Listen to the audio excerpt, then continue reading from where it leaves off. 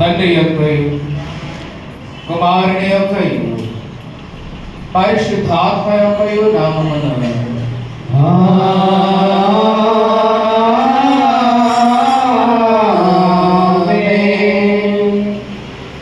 నీ వెలుగును నీ సత్యమును బయలుదేర చేయము. అవి నాకు త్రోవ చూపులు. అవి నీ పరిశుద్ధ పర్వతమునకు నీ నివాస స్థలమునకు తోడుకొని వచ్చును. అప్పుడు నేను దేవుని బలిపీఠమునందు నాకు ఆనంద సంతోషములు కలుగు చేయు. దేవుని ఎదుకు చేరదను.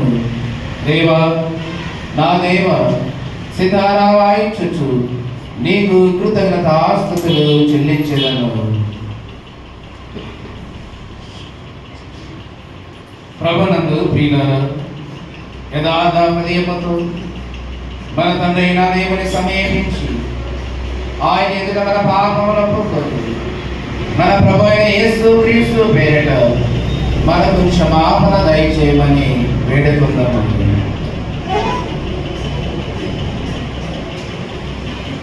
ప్రభువు నామము వలననే మనకు సహాయము కలుగుచున్నది.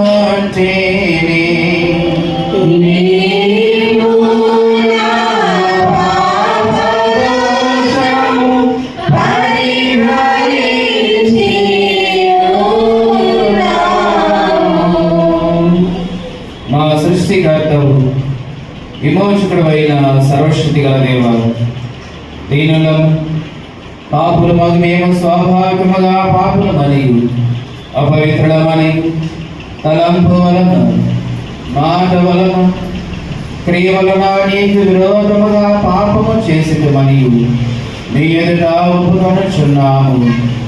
కావున మేము మా ప్రభువైన యేసుక్రీస్తు నిమిత్తమున నీ కృపను వెదకొచ్చు వేడుకొనచ్చు.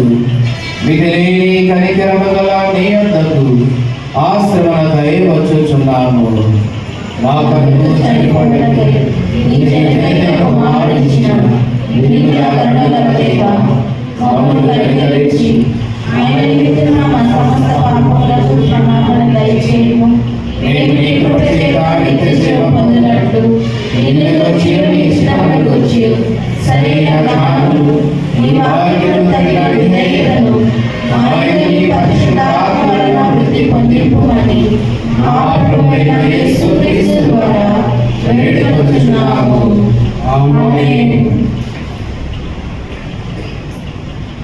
మన పరలోకపు తండ్రి సర్వశక్తి గల దేవుడు మనల్ని కనికరించి మన కొరకు చనిపోవడకై తన ఏకకుమారుని ఇచ్చి ఆయన మూలమున మన పాపములన్నింటినీ క్షమించుచున్నాడు. ఆయన నామమున విశ్వాసం ఉంచు వారికి దేవుని కుమారుడు అధికారం ఇచ్చుచు వారికి తన పరిశుద్ధాత్మను అనుగ్రహించును. నమ్మి బాప్తిస్మము పొందిన వాడు రక్షింపబడును.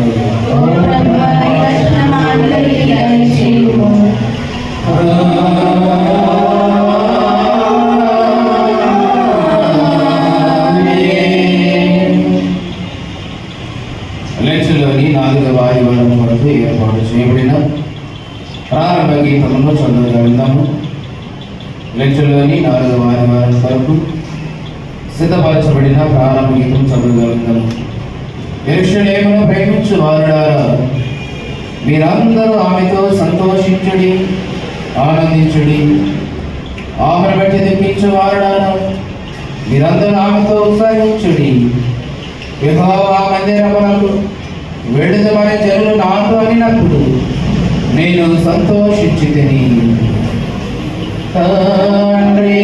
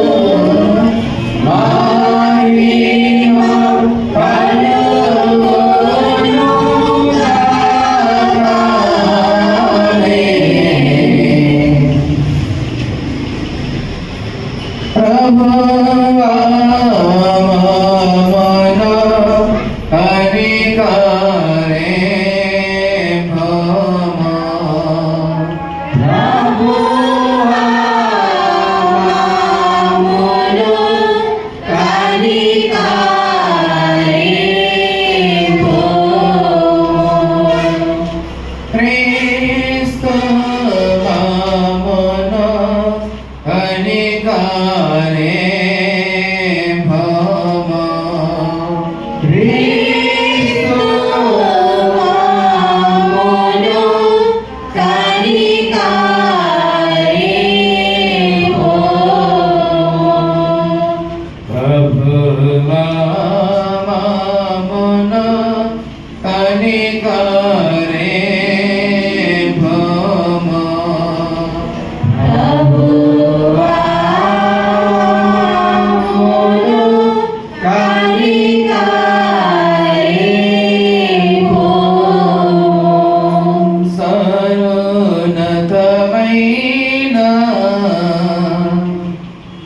వాణిలో దేవునికి మహిమా.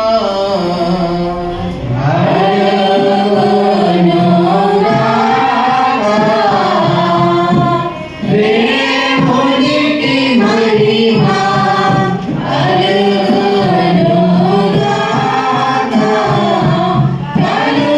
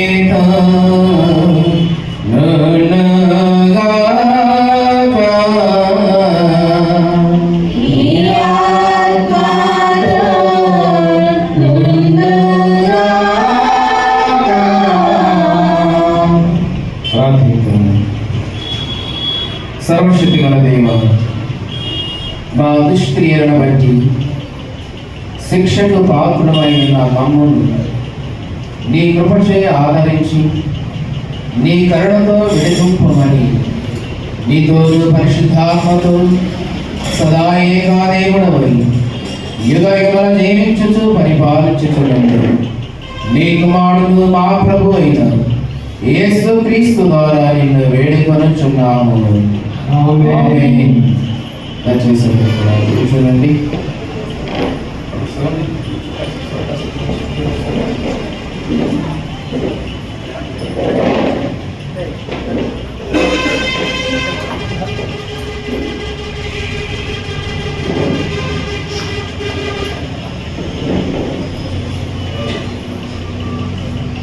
కూర్చోండి. రైట్.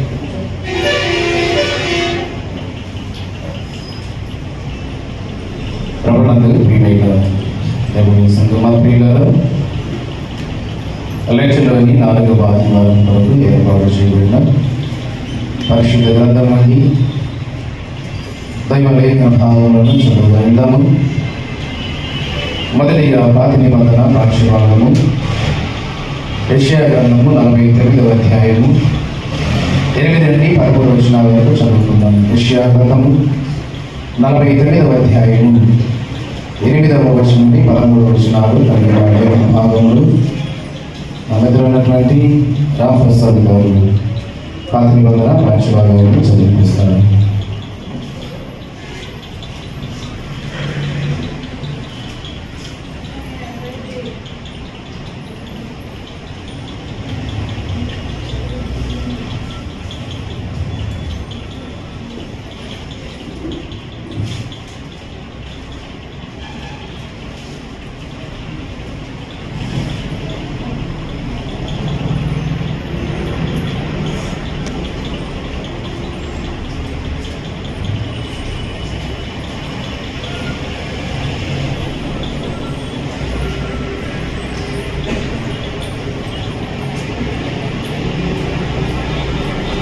ముందుగా ఈ అవకాశం ఇచ్చిన దేవుడికి పాస్టర్ గారికి సంఘటనలకు సంఘస్థులందరికీ కూడా నా హృదయపూర్వక ధన్యవాదాలు తెలియజేస్తూ ఈ దినముగా ఏర్పాటు చేయబడ్డ అది ప్రాథమిక వాక్యభాగము యెషయా గ్రంథము 49వ అధ్యాయము 8 నుంచి 13 వచనాల వరకు చదువుతున్నాము.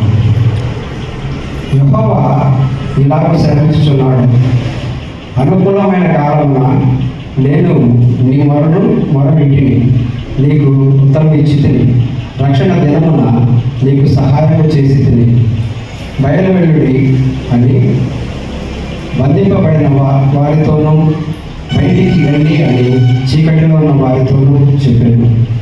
దేశమును చక్కపరిచి పాడైన స్వాస్థ్యములను పట్టుటకై నిన్ను కాపాడి ప్రజలకు నిబంధనగా నియమించింది.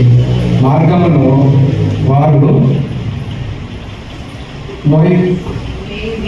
వారు వేయుదురు. చెట్టు లేని మిట్టలన్నిటి మీద వారికి మెప్పు కలుగును. వారి యందు కరుణించువాడు వారిని తోడుకొని పోవును. నీటి బుక్కల యొక్క వారిని నడిపించును. కాబట్టి వారికి ఆకలి అయినను దప్పికైనను కలగదు. ఎండ అయినను వారికి తగలదు. నా పర్వతములన్నింటినీ త్రోవగా చేసేదను. నా రాజ్య మార్గములు ఎత్తుగా చేయబడును. చూడుడి, వీరు దూరం నుండి వచ్చుచున్నారు. వీరు ఉత్తర దిక్కు నుండి పడమటి దిక్కు నుండి వచ్చుచున్నారు. వీరు సీనియుల దేశం నుండి వచ్చుచున్నారు. శ్రమనొందిన తన ప్రజల యందు జారిపడి యెహోవా తన జనులను ఓదార్చి ఉన్నాడు. ఇంతటితో ఈ యొక్క వాక్య భాగం ముగించున్నది. పరిశుద్ధుడవగుదేవా, పావనశక్తుడదేవా,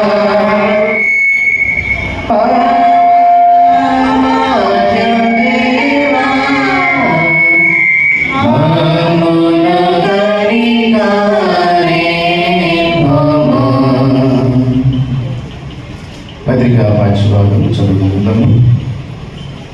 పేతురు గారు రాసిన రెండవ పత్రిక మొదటి అధ్యాయము 2 నుండి 11 వచనాల వరకు చదువుకుందాము. పేతురు గారు రాసిన మొదటి పత్రిక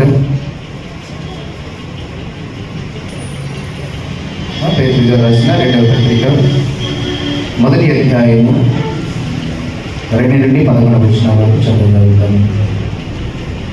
రుచి కుమారి మొదలైనటువంటి సభలు చూపున్నాను. పత్రిక పాఠ్యభాగాన్ని చదివిస్తాను.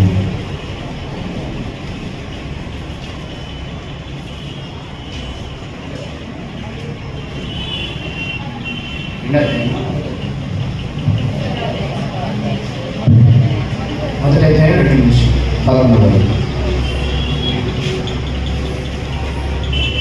నేటిలోని 4 వారాలను కలిపి ఏర్పరచుకున్న పత్రికా పాఠ్యభాగము మొదటి పేతురు మొదటి అధ్యాయం 2వ పేతురు మొదటి అధ్యాయం 2 నుంచి 11 వచనాలు చదువుతున్నాం.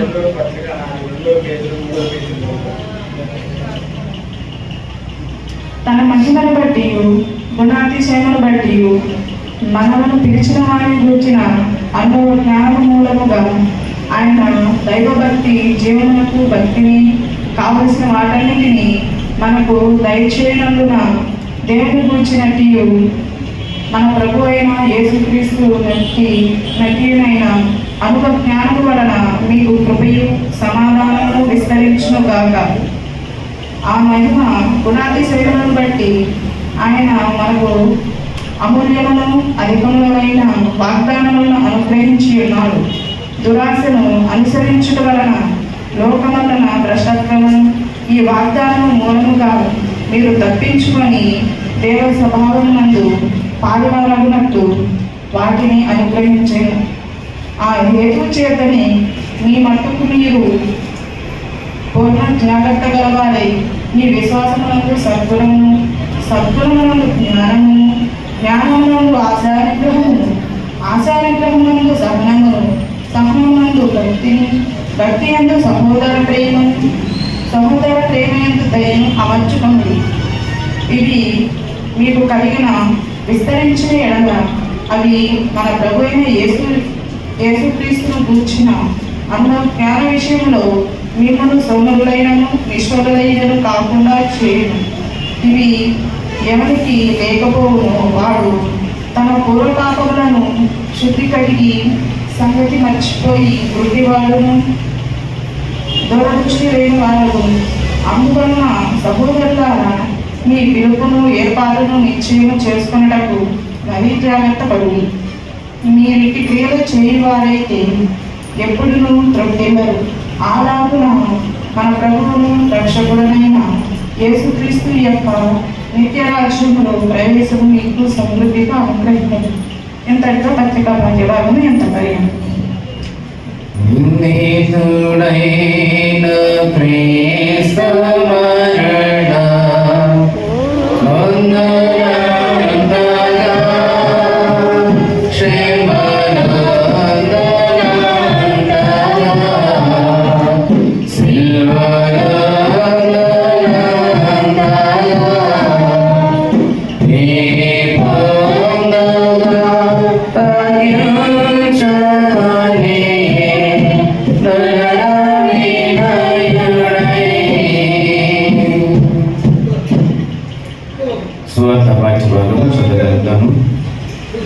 పరిశుద్ధులైన యోహాను గారు రాసిన సువార్త పాఠ్యభాగము 6వ అధ్యాయము 36వ వచనం నుండి 51వ లేఖనాన్ని చదువుకున్నాము.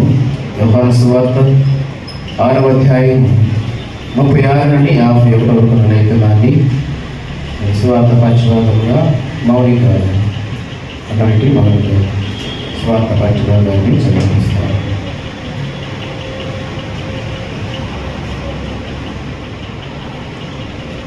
మరొకరు మరణీయ పక్షిని ఎవరైనా ప్రేరేపించబడిన వారు సువార్త పాఠ్యభాగాన్ని చదివించాలని మనం చేస్తున్నాము.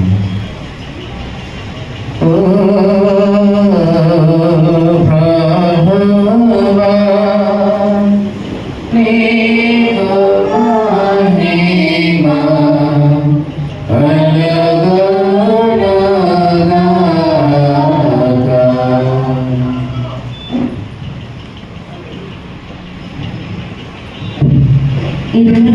పరిశుద్ధ సువార్త పరిశుభాగము యోహాను సువార్త 6వ అధ్యాయము 36 నుంచి 51 చదువుకున్నాము. మీరు నన్ను చూసిండి విశ్వసింపక ఉన్నారని మీతో చెప్పినది. తండ్రి నాకు అనుగ్రహించి వారందరూ నా యొద్దకు వస్తారు. నా యొద్దకు వచ్చి వారిని నేను ఎంత మాత్రమో బయటికి త్రోసివేయను.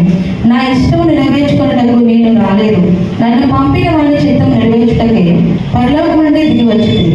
ఆయన నాకు అనుగ్రహించిన దాని అంతటిలో నేనేమీ పోగొట్టుకొనగా అంత్య దినమున దాని రేపటికే నన్ను పంపవాని చిత్తమైనది.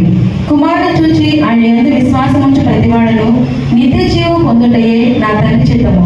అంత్య దినమున నేను వారిని లేపదను. కాబట్టి నేను పరలోకం నుండి దిగి వచ్చిన ఆహారమని ఆయన చెప్పినందున యూదులు ఆయనను గూర్చి సనుకొనొచ్చు, ఈయన యేసేపు కుమారుడైన యేసుకాడ, ఈయన తల్లిదండ్రులను మనం ఎరుగుదము కదా, నేను పరలోకం నుండి దిగి వచ్చి ఉన్నానని ఈయన ఎలాగో చెప్పుచున్నాడని. అందుకు యేసు, మీలో మీరు సనుకొనకుడి, నన్ను పంపిన తండ్రి వారిని ఆకర్షించితేనే కానీ ఎవడనూ నా యొద్దకు రాలేడు. అంత్యదినమున నేను వారిని లేపుదును, వారందరూ దేవుని చేత బోధింపబడదు అని ప్రవక్త లేఖనములలో వ్రాయబడి ఉన్నది. కనుక తండ్రి వలన విని నేర్చుకున్న ప్రతివాడును నా యొద్దకు వచ్చును. దేవుని యొద్ద నుండి వచ్చినవాడు తప్ప మరి ఎవడనో తండ్రిని చూచి ఉండలేడు. ఈయనే తండ్రిని చూచి ఉన్నాడు. విశ్వసించేవాడే నిత్య జీవము కలవాడు. జీవాహారము నేనే. మీ పితరులు అరణ్యములో మన్నాను తినను చనిపోయేది. దీనిని తినివాడు చావకుండానట్లు పరలోకము నుండి దిగి వచ్చిన ఆహారం ఇది. పరలోకము నుండి దిగి వచ్చిన జీవాహారము నేనే. ఎవడైనా ఈ ఆహారము భుజించితేనే వాడెల్లప్పుడూ జీవించును. మరియు నేనిచ్చు ఆహారము లోకమునకు జీవము కొరగైన నా శరీరమే అని మీతో నిశ్చయముగా చెప్పొచ్చున్నాను. దేవుని వాక్యం ఇంత పర్యంతము.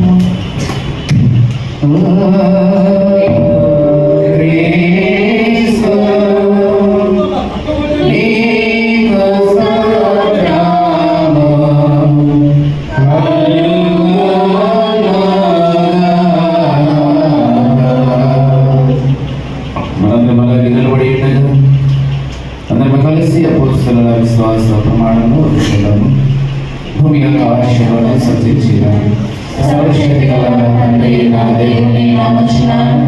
ఆయన ఏక కుమారుడు మన ప్రభువైన యేసుక్రీస్తును నమ్ముచున్నాను. ఈయన పరిశుద్ధాత్మ వలన గర్భవతి కన్యక మరియకు పుట్టి పొంతి పిలాతు అధికారము క్రింద శ్రమపడి శిలువ వేయబడి చనిపోయి సమాధి చేయబడినని అదృశ్యలోకములను తిరిగినని చనిపోయిన వారి నుండి మూడవ దినమున లేచి పరలోకమునకెక్కి సర్వశక్తి గల తండ్రియగు దేవుని కుడి చేతి వైపున కూర్చుని ఉన్నాడని సజీవులకును మృతులకును తీర్పు చేయగలడు. ఆయన వచ్చినని నమ్ముచున్నాను. పరిశుద్ధాత్మను నమ్ముచున్నాను. పరిశుద్ధ క్రైస్తవ సంఘమును, పరిశుద్ధుల సహవాసమును, పాప క్షమాపణను, శరీర పునరుత్థానమును, నిత్య జీవమును నమ్ముచున్నాను. ఆమేన్. దయచేసి అందరూ కూర్చోండి.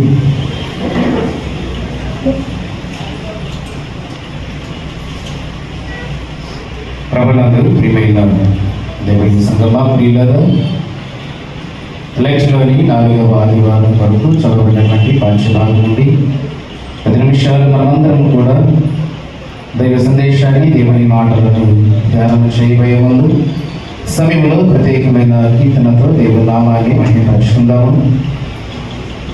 సమయంలోని సశిస్తాలను ప్రారంభించడానికి మన దయానంద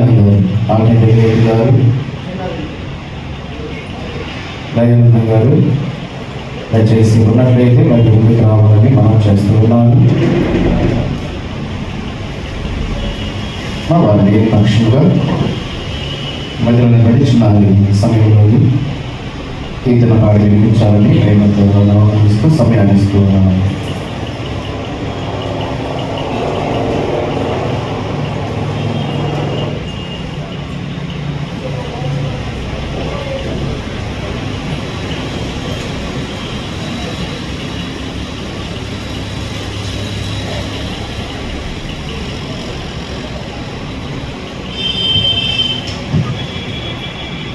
దాసిని నేను సిలువలో పాప క్షమా యేసు ప్రభు నీవే క్షమా బాసిలేను సిలువలో పాప క్షమా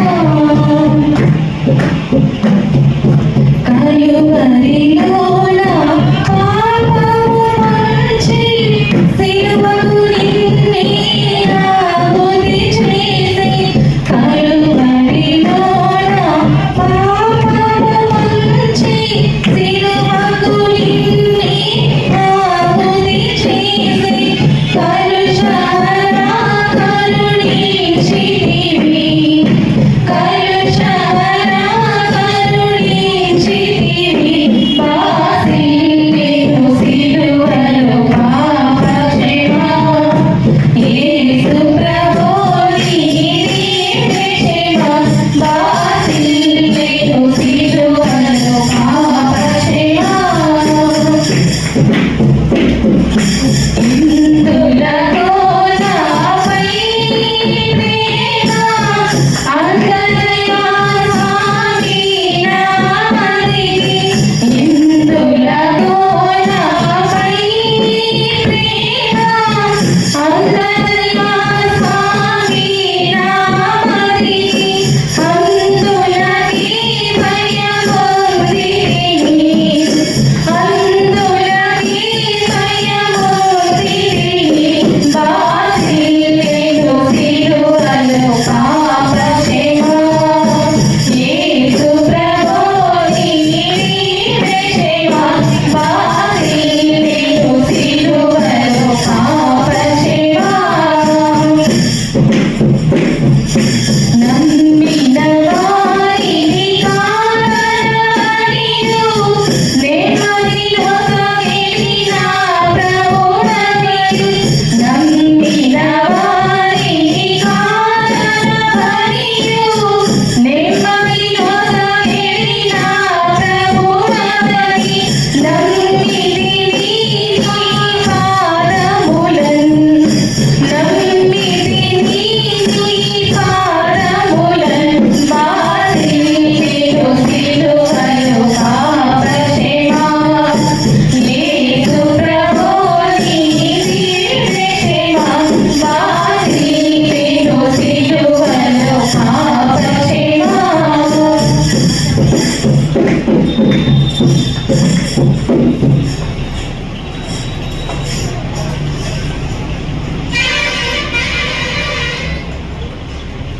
మంచి కీర్తన పాడి వినిపించినటువంటి సహోదరికి ప్రత్యేకించి సందర్భంగా ప్రతిపరమైన వందనాలు చెల్లిస్తున్నారు.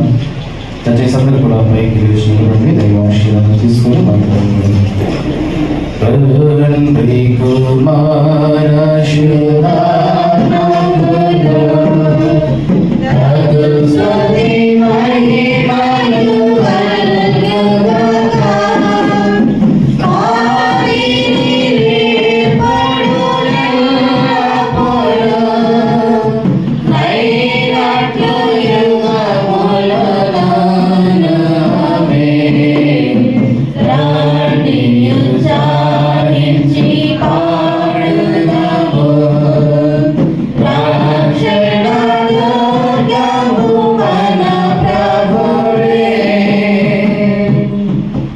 మరొకడైన దేవుని నుండి ప్రభు అయిన యేసుక్రీస్తు వారి నుండి కృపా సమాధానములు మీకు కలుగును గాక.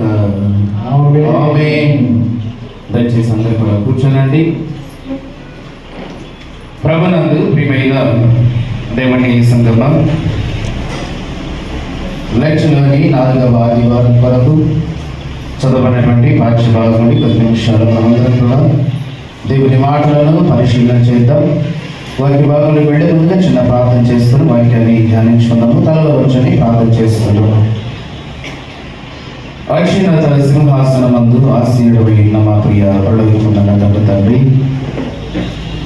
మహోన్నతుడ సర్వశక్తిమంతుడ మీ పరిశుద్ధ పాదములకు తగిన వెళ్ళలేనటువంటి వందనములు స్తుతులు స్తోత్రం చెల్లించుకుంటూ ఉన్నాను.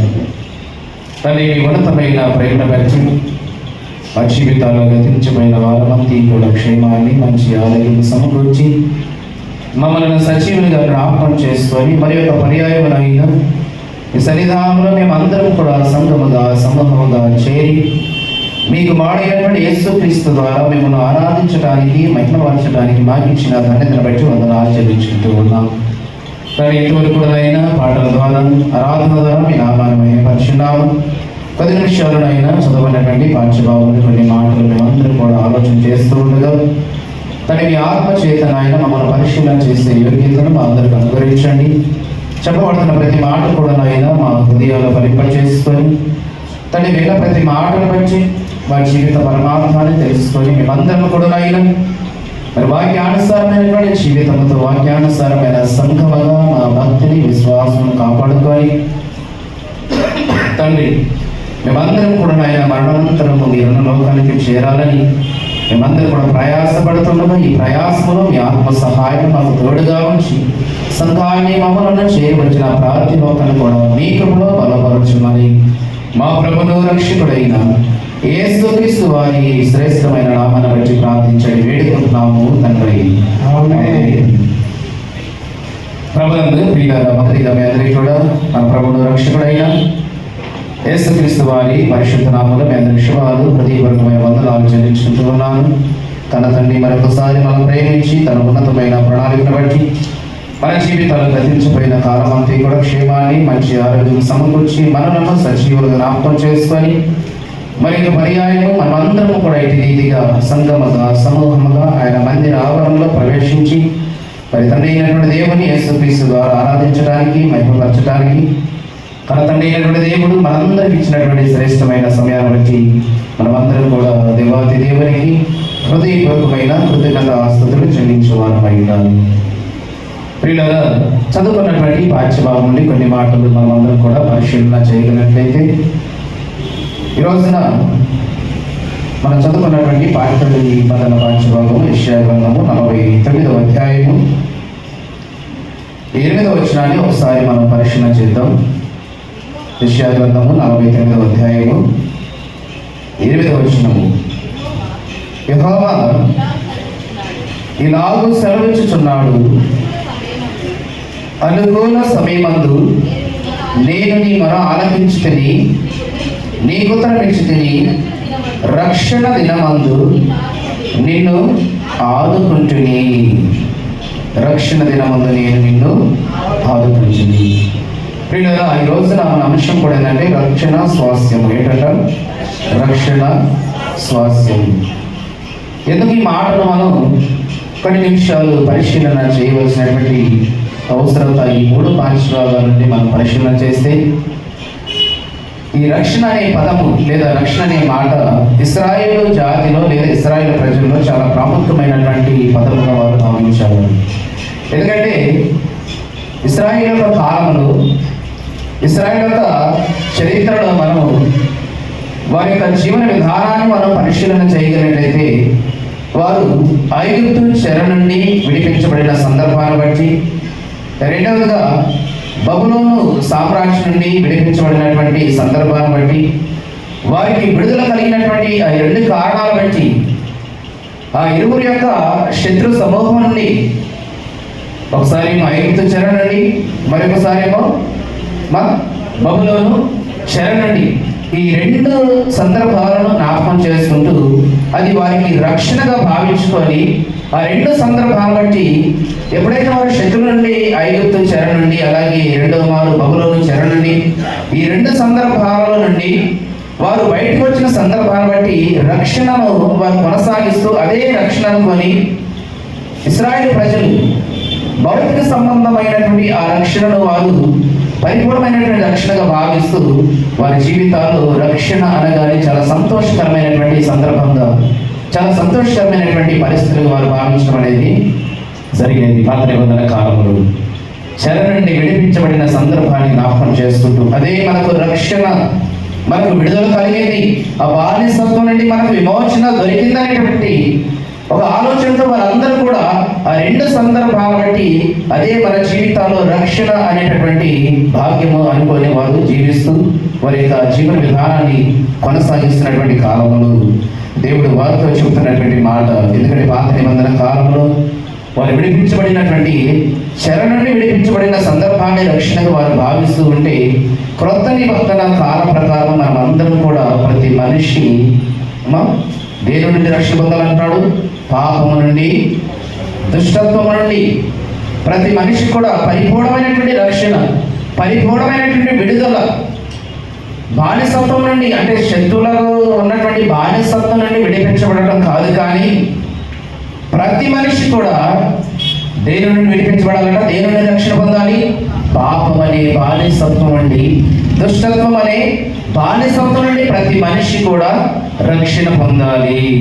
క్రొత్త నిబంధన కాల ప్రకారము దేవుడు ప్రతి మనిషికి ఇస్తున్నటువంటి సందేశం ఏంటంటే, ప్రతి మనిషి పాపం అనే బంధం నుండి, పాపం అనే సంఖ్యల నుండి, పాపం అనే బానిసత్వం నుండి పరిపూర్ణమైనటువంటి రక్షణ భాగ్యాన్ని పొందుకోవాలి. ఇందులో హిందువులను లేదు, గ్రీసు దేశస్థులను లేదు, ఇశ్రాయేలులను లేదు, అన్యుడని లేదు. ప్రతి ఒక్కరు అంటే ఒక జాతో లేదా ఒక మతము, ఒక ప్రాంతము కాదు. భూమి మీదకి వచ్చిన ప్రతి మనిషి కూడా ఏ బానిసత్వం ఉన్నాడు? పాపం అనే బానిసత్వం ఉన్నాడు. ఈ పాపం అనే బానిసత్వం నుండి ప్రతి మనిషి కూడా ఏమైపోవాలట? రక్షణ పొందాలి, విడిపించబడాలి, విమోచన పొందుకోవాలి. ఒక శత్రువు నుండి, ఒక శత్రువు కింద మనం బానిసలుగా ఉంటే కొంతకాలం మాత్రమే, కొన్ని సంవత్సరాలు మాత్రమే ఉండగలం. తర్వాత మనకి విమోచన దొరుకుతుంది. మనం చెల్లించవలసినటువంటి రుణము వారికి చెల్లించిన తర్వాత, లేదా వారికి మనకిచ్చినటువంటి రుణ ప్రకారం కొన్ని సంవత్సరాలు మనం బానిసత్వాన్ని అనుభవించిన తర్వాత మనకు విమోచన దొరుకుతుంది, విడుదల దొరుకుతుంది, బయటకు రావచ్చు. కానీ ప్రతి మనిషి ఎప్పటికీ బయటికి రానటువంటి పరిస్థితి ఏ బానిసత్వంలో ఉన్నప్పుడట?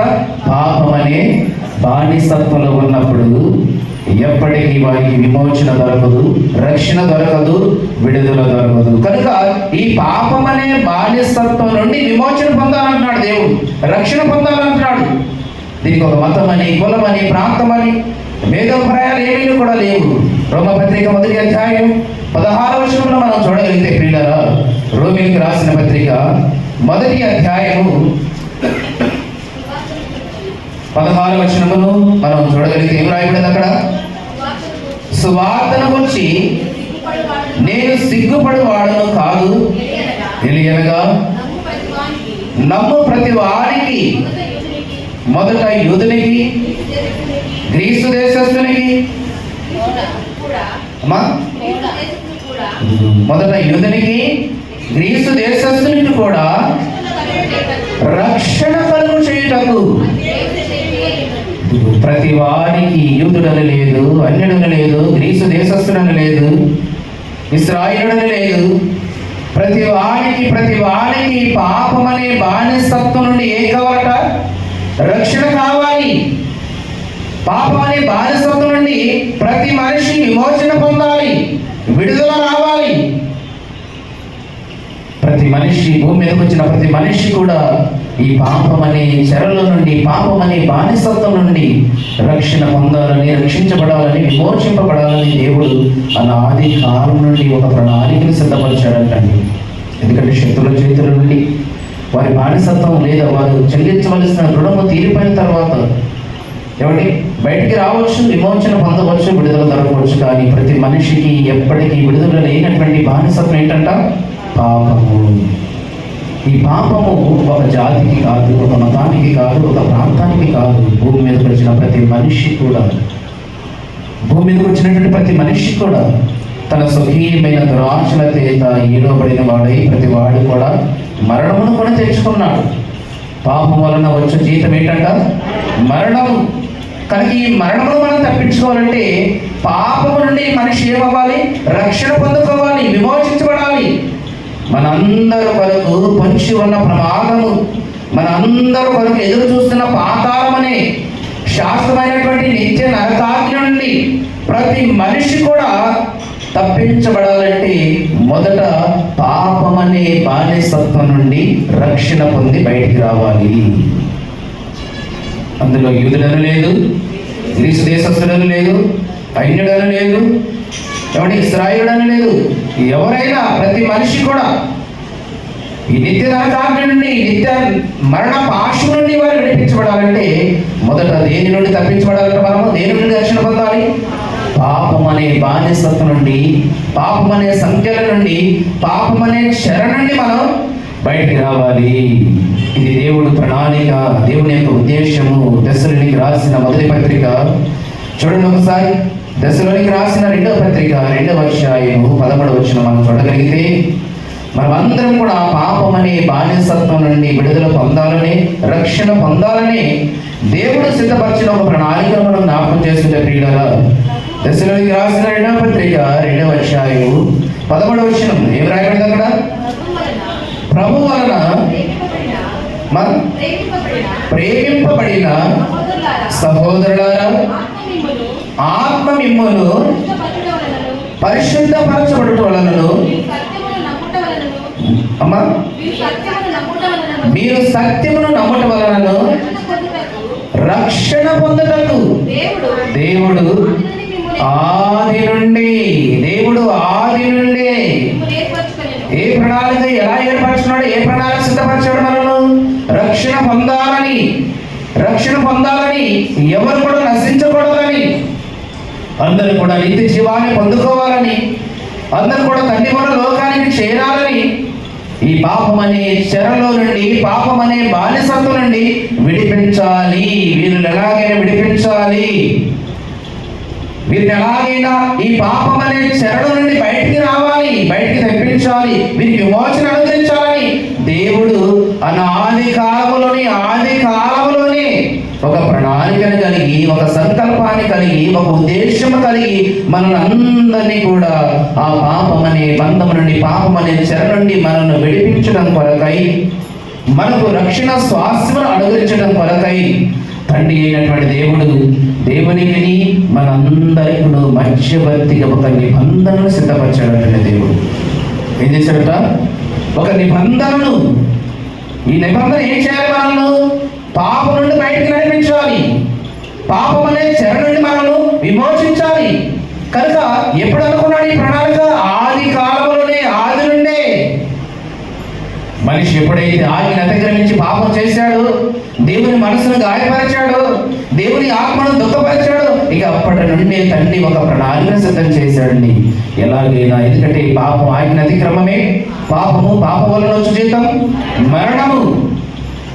కనుక ఈ నిత్య నరకాల నుండి ఆజ్ఞను అతిక్రమించి పాపములో మ్రగ్గిపోతున్న, పాపం అనే చెరలో బంధించబడినటువంటి సమాజాన్ని విడిపించడం కొరకై దేవుడు ఆది కాలంలోనే మనల్ని ఏర్పరచుకున్నటువంటి మనలను ఈ పాపం అనే శక్తుల నుండి విడిపించడం కొరకై ఒక నిబంధనను సిద్ధం చేశాడంటండి. అది 49వ అధ్యాయం విషయ గ్రంథం మనం చదువుకున్నాం కదా. 49వ అధ్యాయము దేని కొరకు ఆ నిబంధన సిద్ధం చేశాడంట దేవుడు. 49వ అధ్యాయం 8వ వచనం ఇప్పుడు చూడండి. యెహోవా ఇలాగూ సెలవిచ్చుచున్నాడు, అనుకూల సమయమున నేను నీ మొర ఆలకించుటని, నీకు ఉత్తరమిచ్చుటని, రక్షణ దినమందు నిన్ను ఆదుకుంటుని, బయలువెళ్ళడి అని బంధింపబడిన వారితోనూ, బయటకు రండి అని చీకటిలో ఉన్న వారితోనూ చెప్పుచు, దేశమును చక్కపరచి పాడైన స్వాస్థ్యములను పంచిపెట్టుటకై నిన్ను కాపాడి ప్రజలకు నిబంధనగా నియమించుటని. దాని మాట ఎక్కడ నుండి నిబంధన ఏం చేయాలంటే మనల్ని బంధించబడిన మనల్ని బయటికి నడిపించాలి, బయటికి విడిపించాలి. చీకటిలో ఉన్నటువంటి మనకు వెలుగునివ్వాలి, మనల్ని కాపాడి సంరక్షించి మన వరకు ఆ స్వాస్థ్యాన్ని మనకి ఉండడం కొరకై దేవుడు మనందరినీ కాపాడడం కొరకై ఒక నిబంధనను సిద్ధపరచి మన యొద్దకు పంపించాడు. ఎవరు ఆ నిబంధన? యేసుక్రీస్తు ప్రభువు. ఆయన ద్వారా తప్ప మనకు రక్షణ స్వాస్థ్యము పొందే అవకాశం లేనే లేదు. కనుక మనుషులందరూ కూడా దేనిలో బంధించబడి ఉన్నారు? పాపం అనే చీకటిలో, పాపం అనే ప్రళయములో, పాపం అనే చెరలో, ఈ శరసాలలో వీరందరూ కూడా బంధించబడి బ్రతికిపోతున్నారు. ఏ మనుష్యుడు కూడా ఈ చెర నుండి విడిపించడానికి ఎవరికి అర్హత లేదు, ఎవరికి అధికారం లేదు, ఎవరికి సామర్థ్యత లేదు. ఎందుకంటే ప్రతి వాడు కూడా అందరూ పాపము చేసి దేవుడు అనుగ్రహించు మహిమను పొందలేకున్నారు. మరొక పాపి మరొక పాపము చేసిన వ్యక్తిని ఎలా సంరక్షించగలడు? ఎలా విడిపించగలడు? ఎలా విమోచన ఇవ్వగలడు? మరి వీరందరికీ విమోచన ఇవ్వాలంటే పాపం లేని వాడై ఉండాలి, పరిశుద్ధుడై ఉండాలి, పవిత్రత కలిగిన వాడై ఉండాలి, తండ్రి చిత్తాన్ని ఖచ్చితంగా నెరవేర్చేవాడై ఉండాలి, ప్రాణం పోయినా తండ్రికి ఇచ్చిన మాటను తప్పని వాడై ఉండాలి. అలాంటి వాడైతే మధ్యవర్తిగా ఇరువురికి న్యాయం చేయగలడు. పక్షపాతం చూపించేవాడై ఉండకూడదు. ఏమండి? ఒక పక్క మరొక న్యాయము, మరొక పక్క మరొక న్యాయం. ఇలాంటి వాడు మధ్యవర్తి ఉండడానికి అవకాశం లేదు. ఇలాంటి వాడిని నిబంధనగా ప్రమాణం చేసి నమ్మి లోకాన్ని ఉంచడానికి అవకాశం లేదు. అందుకే తండ్రి చిత్తాన్ని పరిపూర్ణంగా నెరవేర్చగలిగినటువంటి కుమారుడైనటువంటి యేసుక్రీస్తు వారిని మనందరం మనకి ఏం చేశాడంట? మనం కాపాడు మనకై నిబంధనగా నియమించాడు. నిబంధనగా నియమించి లోకానికి పంపించాడు. ఆయన ద్వారా మాత్రం మనకు రక్షణ. 42 యెషయా గ్రంథము 42వ అధ్యాయం కూడా ఇక్కడ ఒకసారి చూడండి ఏమి రాయబడిందో. యెషయా గ్రంథము 42వ అధ్యాయం ఏమండి 6వ వచనం అనుకోండి. ఏమి రాయబడింది?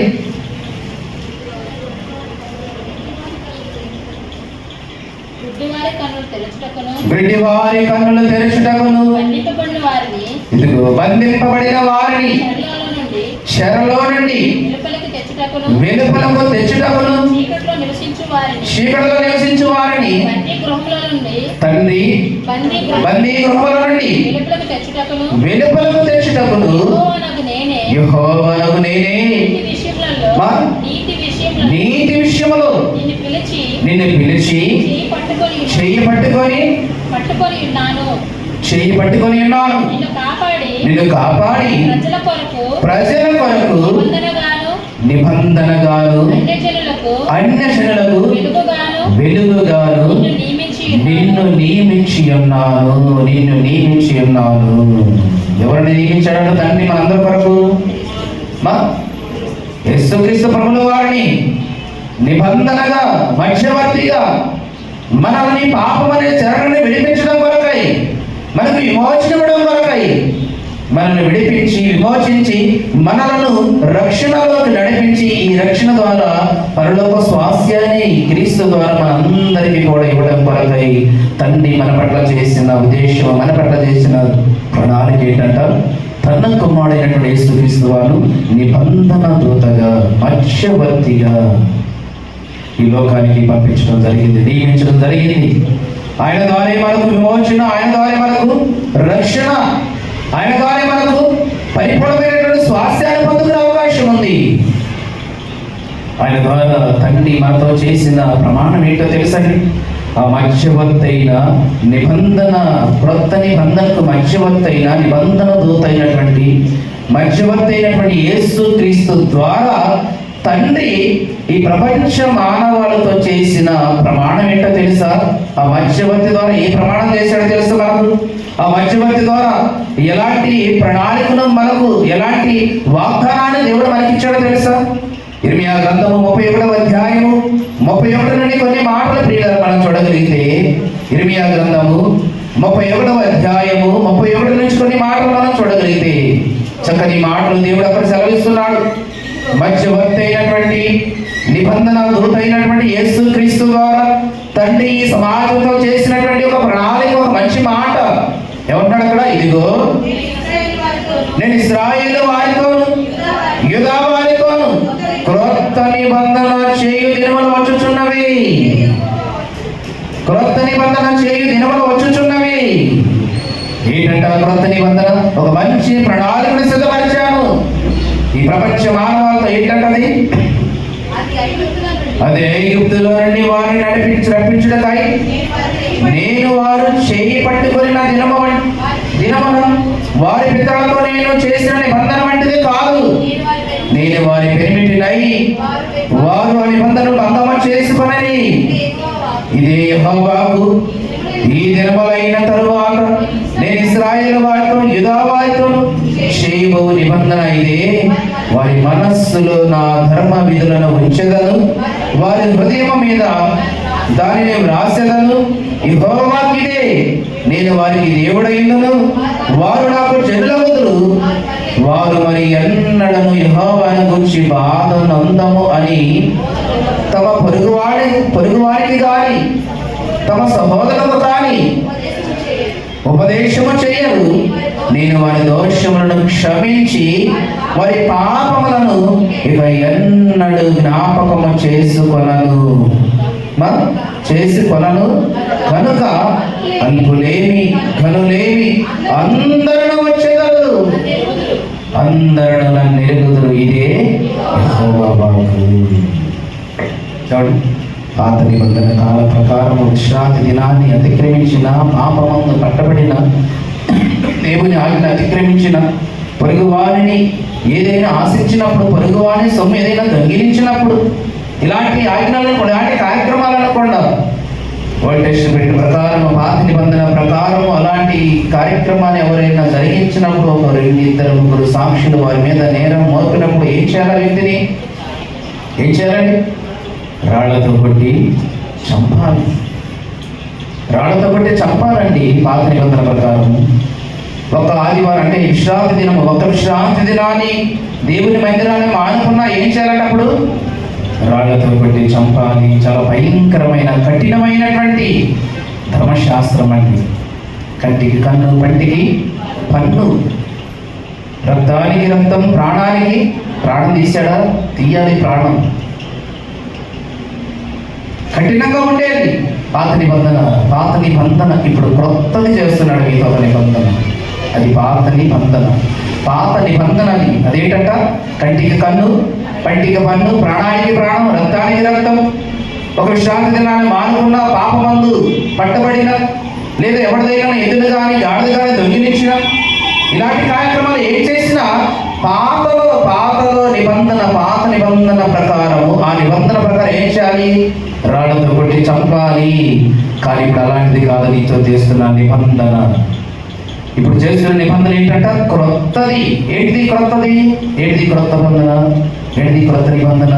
తన కుమారుడిని మనకు మధ్యవర్తిగా పంపించి, నిబంధన దూతగా మనకు పంపించి, ఆయన ద్వారా, క్రీస్తు ద్వారా ఇక ఎప్పటికీ ఏమన్నాడు అక్కడ? నేను వారికి 34 చదువుగా, నేను వారికి దేవుడినైనను, వారు నాకు జనులగుదురు, వారు మరి ఎన్నడను యెహోవాను గురించి బాధ నందుదము అని తమ పొరుగు వారికి గాని తమ సహోదరులకు గాని ఉపదేశము చేయరు. ఎందుకంటే నేను వారి దోషములను క్షమించి వారి పాపములను ఇక ఎన్నడను జ్ఞాపకము చేసుకొనను గనుక అల్పులేమి ఘనులేమి అందరూ నన్ను ఎరుగుదురు. ఇదే యెహోవా వాక్కు. ఏ నిబంధన ఇది? క్రొత్త నిబంధన. 31 చెప్పాడు కదా, ఇశ్రాయేలు ప్రజలతో నేను చేయబోవు ఒక క్రొత్త నిబంధన, ఒక క్రొత్త నిబంధన. మధ్యవర్తిగా, నిబంధన దూతగా వచ్చినటువంటి యేసుక్రీస్తు ద్వారా ఇక ఎన్నడూ మీ పాపములను జ్ఞాపకం చేసుకోనంటున్నాడు, ఎన్నడూ మీ దోషములను జ్ఞాపకం చేసుకోనంటున్నాడు. నిబంధన మార్చేశాడు, చట్టాన్ని మార్చేశాడు దేవుడు. చట్టాన్ని మార్చేసి ఒక నూతనమైనటువంటి చట్టాన్ని తీసుకొచ్చాడు, ఒక నూతనమైనటువంటి కాన్స్టిట్యూషన్ తీసుకొచ్చాడు దేవుడు. ఏంటి ఈ చట్టంలో ఉన్నటువంటి ముఖ్యమైన ఉద్దేశం ఏంటి? ఈ చట్టంలో ఉన్నటువంటి ప్రాముఖ్యమైనటువంటి ఉద్దేశం ఏంటంటే ఆయన కుమారుడైనటువంటి యేసుక్రీస్తును నమ్మితే, ఆయనను విశ్వసిస్తే, ఏమండి రక్షకుడుగా నీవు స్వీకరిస్తే, నీ పాపమనే శరలో నుండి, పాపమనే బంధకముల నుండి, పాపమనే చెరసాల నుండి, ఆ బానిసత్వం నుండి నువ్వు పరిపూర్ణంగా విమోచించబడితే, క్రీస్తును రక్షకుడిని స్వీకరిస్తే ఎప్పటికీ నీ పాపములను ఆయన ఏమంటాడు? జ్ఞాపకము చేసుకున్నాను. ఒక నిబంధన చేశాడండి దేవుడు. ఇదిగో పాత నిబంధన ప్రకారం నేను కొట్టిన కంటికి కన్ను, పంటికి పన్ను, రక్తానికి రక్తం తీయను, ప్రాణానికి ప్రాణం తీయను, రాళ్ళతో కొట్టి చంపాను. మనసు మార్చుకున్నాను, మీతో ఒక నిబంధన చేయాలనుకుంటున్నాను, ఒక ప్రమాణం చేయాలనుకుంటున్నాను. అయితే ఆ ప్రమాణం నేను మీ పట్ల చేయాలంటే మీరు కూడా నాతో ప్రమాణం చేయాలి. ఒక మాట ఇవ్వాలి నాకు కూడా. నేను నాకు మాట పంపిస్తున్నాను మీతో. పాపం ఎరిగినటువంటి ఆయన మీ కొరకు చెప్పకపోవడానికి నేను సిద్ధపడుతున్నాను, మీ కొరకు అవమానాలను భరించడానికి నేను పంపిస్తున్నాను. మీ కొరకు ఆయన నిందలు భరించడానికి నేను పంపిస్తున్నాను. ఏ పాపం లేనివాడుగా, పరిశుద్ధుడిగా, నిష్కలంకుడిగా, నిర్దోషిగా బ్రతికాడు నా కాడు. ఎవడి నా ఎదుట ఉన్నప్పుడు పాపం లేనివాడుగా, పరిశుద్ధుడిగా, నిష్కలంకుడిగా బ్రతికాడు. అలాంటి నా ప్రియ కుమారుని మీ కొరకు నేను పంపిస్తున్నాను. మీరు కావాలనుకున్నాను, ఆ పాపం నుండి మీరు విమోచించబడాలనుకుంటున్నాను, ఆ నిత్య నరకానికి మీరు వెళ్లకుండా ఉండాలని నేను చూస్తూ ఉన్నాను, కాపాడుకోవాలనుకుంటున్నాను. ఎలాగే మిమ్మల్ని సంరక్షించడం కొరకే, మిమ్మల్ని కాపాడటం కొరకే నా కుమారుడు మీకు నిబంధనబద్ధంగా పంపిస్తున్నారు. ఆయన వచ్చినప్పుడు మీరు ఆయన బోధ విని, ఆయన సందేశాన్ని విని, మీరు మనసు మార్చుకొని పాపాన్ని విడిచిపెట్టి ఆయన అంగీకరించి ఆయన అడుగు చాలు మీరు నడుచుకుంటే చాలు, నేనున్న లోకం మీకు ఇస్తానని దేవుడు ఒక ప్రమాణం చేసి ఎప్పటికీ మీ పాపం నేను జ్ఞాపకం చేసుకుని చెప్పాడండి.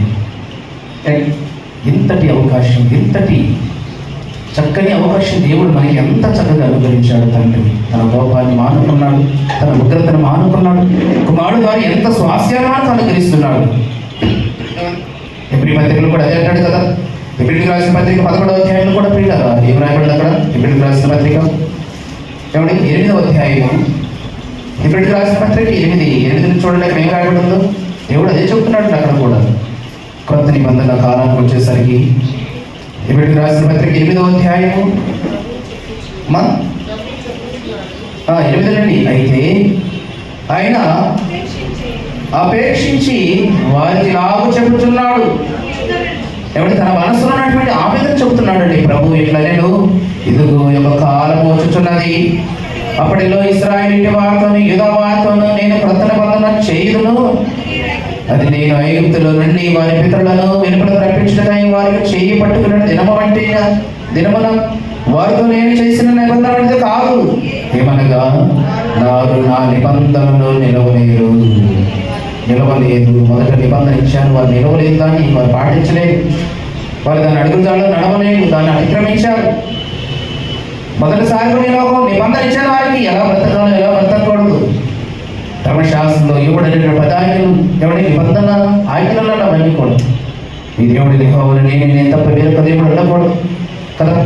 విభజించకూడదు, అబద్ధం ఆడకూడదు, దొంగిలించకూడదు, ఈ పొరుగు అని దేనిని ఆశించకూడదు. ఇలాంటివన్నీ కూడా మొదటి నిబంధనని రాసి ఇచ్చాను. 5 వారు దానిని అనుసరించలేదు, దానిని కైకొనలేదు, దాన్ని వారు విడిచిపెట్టారు, ఇష్టానుసారంగా బ్రతికారు, ఇష్టానుసారంగా జీవించారు. అందరూ బట్టి నా కోపం వచ్చి ఎన్నో వల్ల వారిని శిక్షించాను, చెరకు అప్పగించాను, అయినా వాళ్ళు మార్పు రావట్లేదు. ఇది కాదని చెప్పేసి ఒక కొత్త నిబంధన నేను మీతో చేస్తున్నాను. ఏంటి ఆ కొత్త నిబంధన అంటే? యేసుక్రీస్తు వారు మన ఎదురుగా పంపించి నిబంధన రోజుగా మన ఇరువురుల సమాధాన పరచడం వరకు ఆయన చేస్తున్న వాగ్దానం ఇదే అన్నాడు కదా అక్కడ.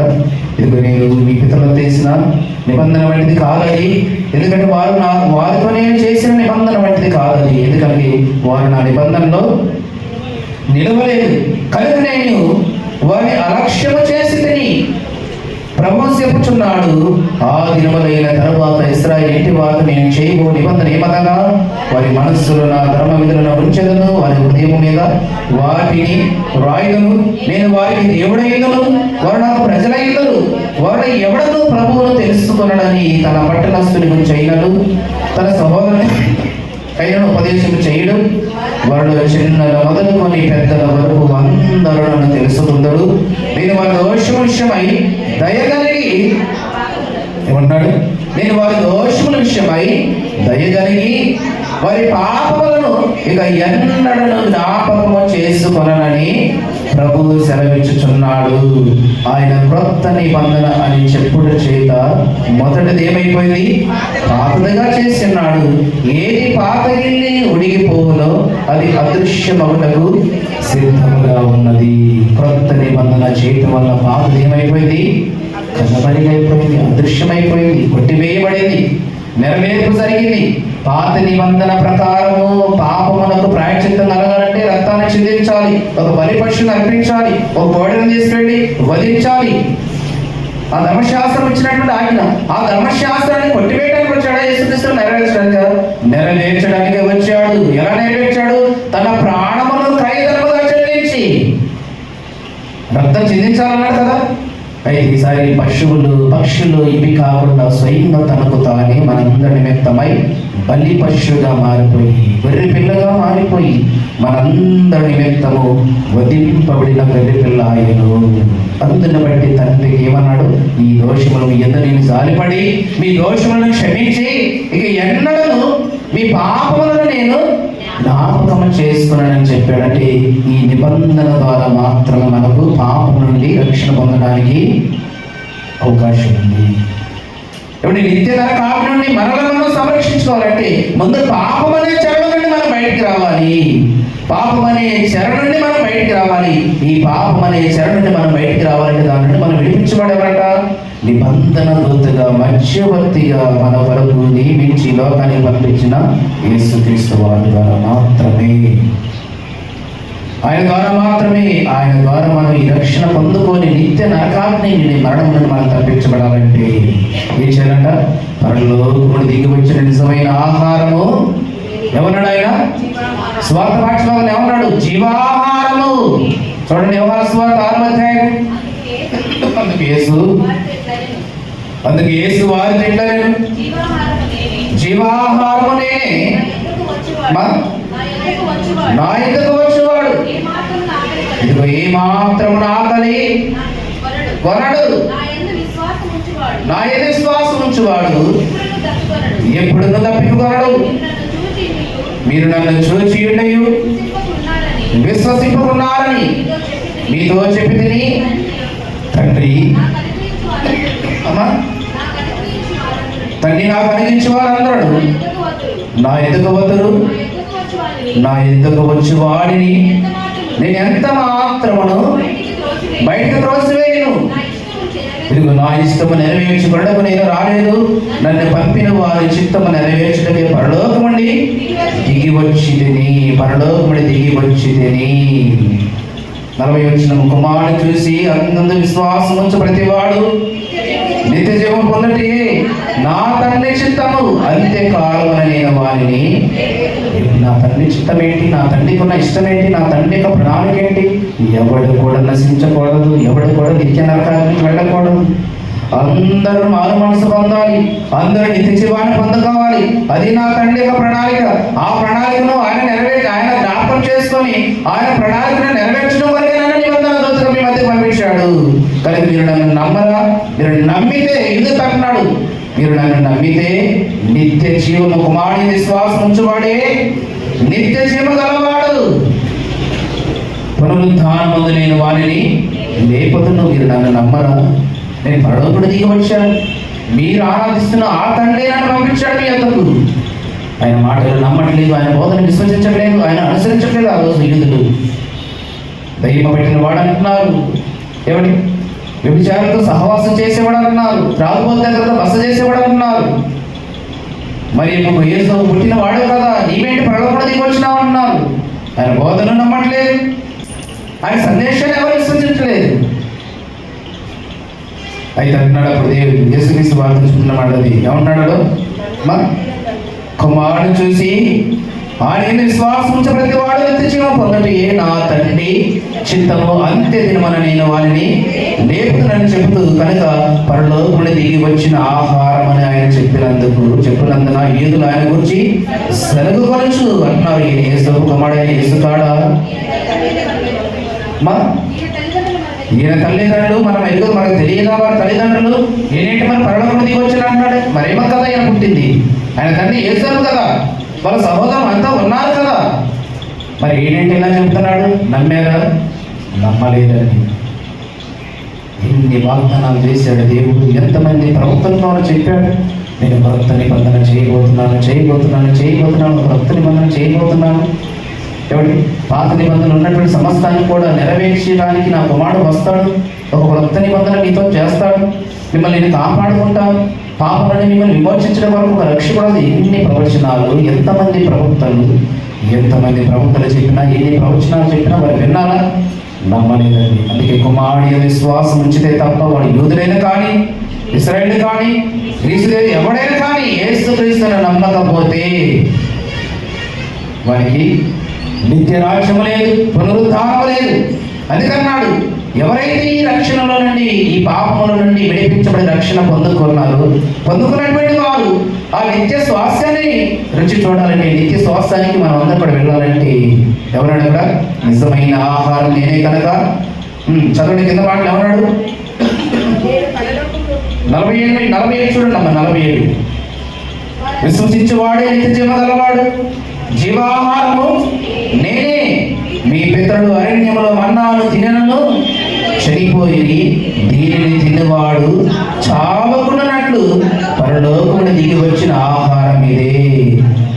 ఎవడైనా నీ ఆహారమును, పరలోకమును దిగి వచ్చిన జీవాహారము నేనే.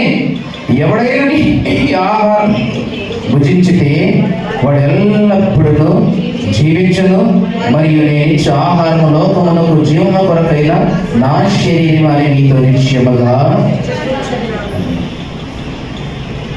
పాపం అనే చెరల నుండి మనం రక్షణ పొందాలంటే నిబంధన దూతగా యేసుక్రీస్తు వారిని నియమించి లోకాన్ని పంపించాడు. ఆయనను నమ్మితే ఏమండి ఆ రక్షణ ద్వారా మనం స్వాస్థ్యాన్ని పొందుకోవాలంటే, పరలోక నిత్య జీవాన్ని మనం పొందుకోవాలంటే మన కొరకు విరుబడిన ఆయన శరీరమును, మన కొరకు చిందించబడిన ఆయన రక్తమును మనం ఏం చేయాలట? భుజించాలి, స్వీకరించాలి. అలా ఆ రక్తాన్ని, ఆ శరీరమును భుజించాలంటే ముందు పాపం అనే చరణం నుండి నువ్వు బయటికి రావాలి. పాపం అనే చరణం నుండి బయటకు వస్తే ఈ కుమారుడు ద్వారా నీకు రక్షణ స్వాస్థ్యాన్ని నీకు అనుగ్రహిస్తాడు. ఆ రొస్సెల స్వాస్థ్యాన్ని నువ్వు పొందుకోవాలంటే, మనందరం కూడా పొందుకోవాలంటే నీ కొరకు బలి పశువుగా మారిపై శిలువ యజ్ఞాన్ని జరిగించినటువంటి యేసుక్రీస్తు వారి యొక్క శరీరమును, ఆయన రక్తమును నువ్వు ఏం చేయాలంట? భుజించాలి. ఎందుకంటే ఇది నిజమైన జీవాహారం, పరలోకమున దిగి వచ్చిన నిజమైనటువంటి జీవాహారం అని. నిజమైనటువంటి జీవాహారం యేసుక్రీస్తు వారు అన్నాడు. మొదటిసారిగా ఆయన ఈ లోకానికి పంపించింది మనందరూ కూడా రక్షించడానికి తప్ప నశింప చేయడానికి కాదు. 3:16 ప్రకారం యోహాను సువార్త 3:16 ప్రకారం ఏమన్నా? దేవుడు లోకమును ఎంతో ప్రేమించను కాగా ఆయన తన ద్వితీయ కుమారుడిగా పుట్టినవాడు యందు విశ్వాసముంచు ప్రతివాడు నశింపగా నిత్య జీవం పొందినట్లు ఆయనను అనుగ్రహించను. లోకము తన కుమారుడి ద్వారా రక్షణ పొందుటే కానీ లోకములకు తీర్పు తీర్చుటకు దేవుడు ఆయనను పంపలేదు. దేవుడు ఆయన లోకమును పంపలేదు. తీర్పు తీర్చడానికి పంపించాడా? రక్షించడానికి, రక్షణ మనకి ఇవ్వడానికి పంపించాడు. అది అన్నాడు మనం 49 చదువుకున్నాం యెషయా గ్రంథంలో, ఇదే రక్షణ దినము అనుకూల సమయమున నీ వాడైన ఆలకించితిని. 49:8 యెహోవా ఇలాగ సెలవిస్తున్నాడు, అనుకూల సమయమందు నీ మొర ఆలకించితిని, నీకు ఉత్తరమిచ్చితిని. రక్షణ దినమందు నేను ఆదుకున్నాను. ఎలా ఆదుకున్నాడు? తన కుమారుడైనటువంటి యేసుక్రీస్తు ద్వారా మనలను ఆదుకున్నాడండి. నరకానికి వెళ్ళకుండా, నరకానికి మనం వెళ్ళకుండా తన కుమారుడు ద్వారా మనల్ని ఆదుకున్నాడు. తన కుమారుడు ద్వారా మనకు సంరక్షించాడు. తన కుమారుడు ద్వారా మనకు రక్షణ ఇచ్చాడు. ఈ రక్షణ ద్వారా నీవు పరలోక స్వాస్థ్యాన్ని పొందుకోవాలని ఏం చేయాలంట? దేవుడు తన కుమారుడైన యేసుక్రీస్తు యొక్క సిలువ యజ్ఞం ద్వారా నీకు ఇచ్చినటువంటి రక్షణను నిరంతరం జ్ఞాపకం చేసుకున్న కొరకై నిజమైన జీవాహారమైనటువంటి ఆయన శరీరమును, ఆయన రక్తమును నీవు ప్రతిదినము, ప్రతిరోజు జ్ఞాపకం చేసుకోవాలి. ఇదిగో ఈ రక్తము ద్వారా నాకు రక్షణ వచ్చింది, ఈ శరీరము ద్వారా నాకు రక్షణ వచ్చింది. ఆయన చిందించిన ఈ రక్తము ద్వారా నాకు పాపం అనే చరణం నుండి విడుదల కలిగింది, విమోచన కలిగింది. నిబంధన రక్తం అని చెప్పుకున్నాం కదండి.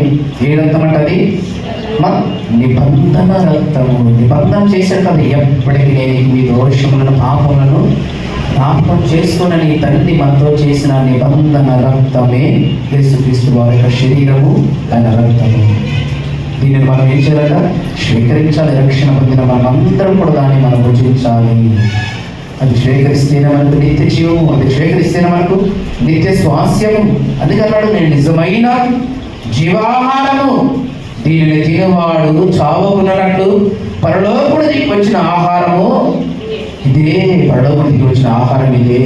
ఎవడైనా ఈ ఆహారము భుజించితే వాడు ఎల్లప్పుడూ వాడు ఎల్లప్పుడూ జీవించును.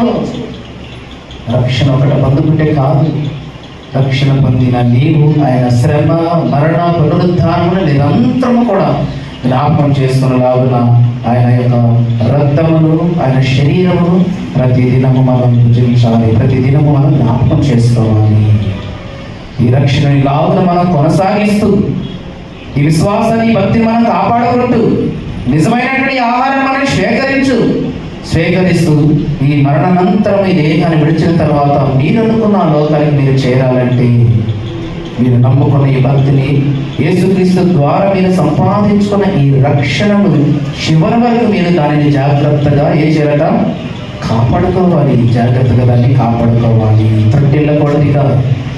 త్రొట్టిల్లిపోకూడదు, మరల వెనకడికి వేయకూడదు, మరల లోకంలో కలిసిపోకూడదు. క్రీస్తు ద్వారా మీకు ఇచ్చినటువంటి ఈ రక్షణను మీరు చివరి వరకు దాన్ని కొనసాగించాలి. చివరి వరకు దాన్ని జాగ్రత్తగా మీరు కాపాడుకోవాలి. దినదినము ఆత్మీయంగా మీరు ఫలించేవారై ఉండాలి. అదే కదా పేతురు రాసిన మొదటి పత్రికలో మనం చదువుకున్న మాట. ముగించుకున్నాం పిల్ల. పేతురు రాసిన మొదటి పత్రికలు అదే కదా, క్రీస్తు ద్వారా పొందుకున్న ఈ రక్షణను, క్రీస్తు ద్వారా సంపాదించుకున్న ఈ రక్షణ ద్వారా దేవుని స్వాస్థ్యాన్ని నువ్వు పొందుకోవాలంటే ఎవరున్నాడు? దాన్ని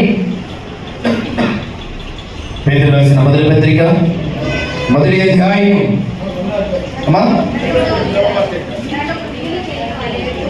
రెండవ పత్రిక క్షమించండి, పేతురు రాసిన రెండవ పత్రిక మొదటి అధ్యాయం 2వ వచనం మనం చదువుకున్నాం కదా. తన మహిమను బట్టి, గుణాతిశయములను బట్టి మనల్ని పిలిచిన వాడిని గురించిన అనుభవ జ్ఞానమూలముగా ఆయన దైవ శక్తి, జీవమునకును భక్తికి కావలసిన వాటిని అన్నిటిని మనకు దయచేయుచున్నందున దేవుని గురించినట్టు, మన ప్రభు అయిన యేసుక్రీస్తు గురించినట్టు అయినా అనుభవ జ్ఞానము వలన మీకు కృపయు సమాధానమును విస్తరించును గాక.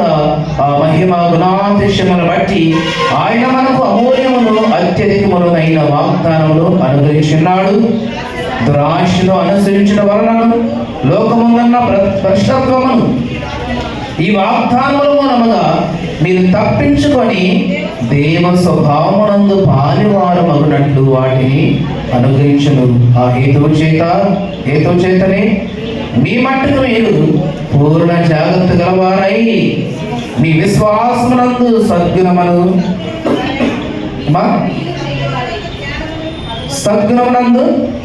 జ్ఞానమునందు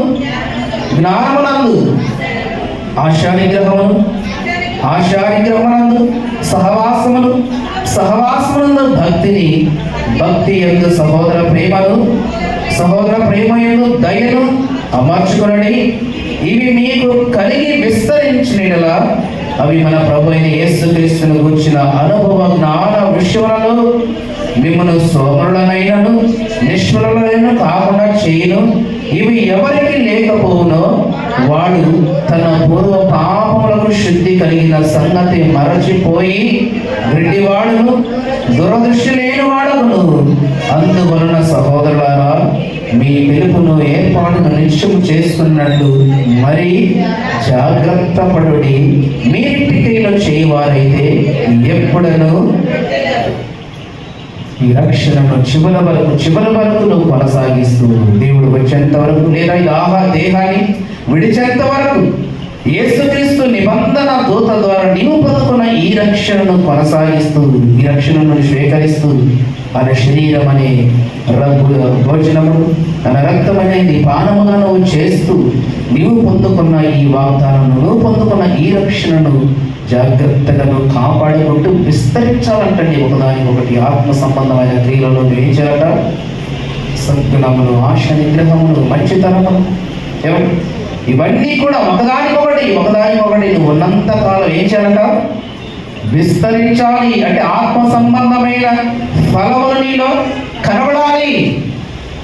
ఇవి ఎవడికి లేకపోవునో వాడు మరలా పూర్వము చేసిన పాపమున మరచిపోయిన వాడై గుడ్డివాడిగా, దూరదృష్టి లేనివాడుగా, ఇచ్చినటువంటి మాటకు నిలబడలేనటువంటి వాడుగా దేవుడి దృష్టిలో కనబడుతున్నాడు.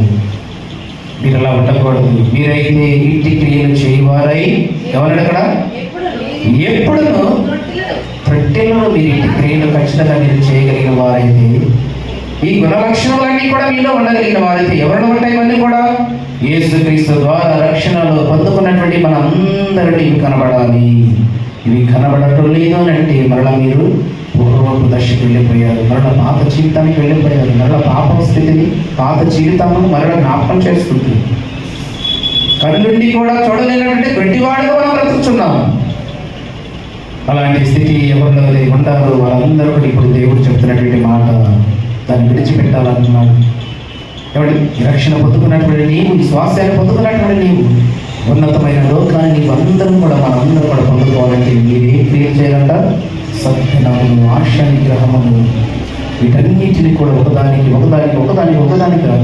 దినదినం కూడా ఆత్మ సంబంధమైన క్రియలు మనము పరిపూర్ణంగా ఫలించేవారు ఉండాలి.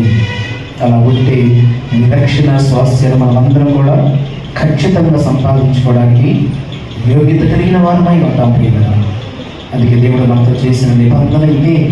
మీ దోషములను మీకు ఎంత జారిపడ్డాను కనుక ఈ దోషములు, మీ పాపం నేను ఎప్పుడు జ్ఞాపకం చేసుకున్నాను. అయితే మీరు చేయవలసింది ఏంటంటే, నేను నిబంధన దూతగా మీ మధ్యకు నా ప్రమాణం పంపించాను కదా, ఆయన మీరు నమ్మితే, ఆయన మీరు విశ్వసిస్తే, ఈ పాపం అనే చెరల నుండి మీరు బయటకు వస్తే, మీ కొరకు ఆయన చెల్లించిన రక్తమును, మీ కొరకు ఆయన నిలువబడినటువంటి ఆ శరీరాన్ని మీరు నిజమైన జీవాహారంగా పూజిస్తూ మీకు ఇచ్చిన ఆయుష్కాలమంతా అలా బ్రతుకుతూ మళ్ళీ రెండవసారి నా ప్రమాణం వచ్చేంత వరకు మీరు పొందుకున్న ఈ రక్షణను మీరు జాగ్రత్తగా కాపాడుకుంటే, మళ్ళీ లోకం వైపు చూడకుండా, వెనుకకు మళ్ళకుండా, లోకపు రాశుల వైపు చూడకుండా, మళ్ళీ మరిచిపోయినటువంటి ఆ పూర్వపు పాపస్థితిని మళ్ళీ జ్ఞాపకం చేసుకునకుండా క్రీస్తు ద్వారా పొందుకున్న ఈ రక్షణను మీరు పరిపూర్ణంగా చివరి వరకు కొనసాగిస్తూ ఇంటి క్రియలు మీరు చేయవారైతే ఎప్పటికీ మీరు పరలోకం అనే స్వాస్థ్యం నుండి త్రుట్టెళ్ళడానికి అవకాశం ఉండదు. కనుక పిల్లలు మనం ఏ స్థితిలో ఉన్నాము? మరి పరలోకము స్వాస్థ్యాన్ని పొందుకునే స్థితిలో మనం పరిధి ఉన్నదా, లేదా మరణ ఆచార ప్రకారంగా వెనక వైపు చూస్తూ నిత్య జీవాన్ని పోగొట్టుకునే వారికి మనం అందరం కూడా ఉంటున్నాము. ఒకసారి మనలను మనం పరిశీలన చేసుకొని, పరీక్ష చేసుకొని, ఇంకా వాక్యానుసారంగా ముందుకు వెళ్ళాలని ఒక మంచి నిర్ణయంతో దేవుడు చేసిన వాగ్దానానికి మనం కట్టుబడి ఉండి ఆత్మీయంగా మనందరి జీవితాల్లో ఆత్మ సంబంధమైన ఫలమును ఫలిస్తూ క్రీస్తు ఉన్న లోకానికి మనందరూ కూడా చేరాలని కోరుకుంటూ ఈ కొద్ది మాటలను నేను ముగిస్తున్నాను. దేవుడు తన పరిశుద్ధ వాక్యమును దీవించి ఆశీర్వదించిన గాక. ఆమె సమస్త జ్ఞానమిచ్చిన దేవుని సమాధానము యేసుక్రీస్తు వలన మీ హృదయములకు మీ తలంపులకు కావలిన గాక. ఆమేన్. దేవా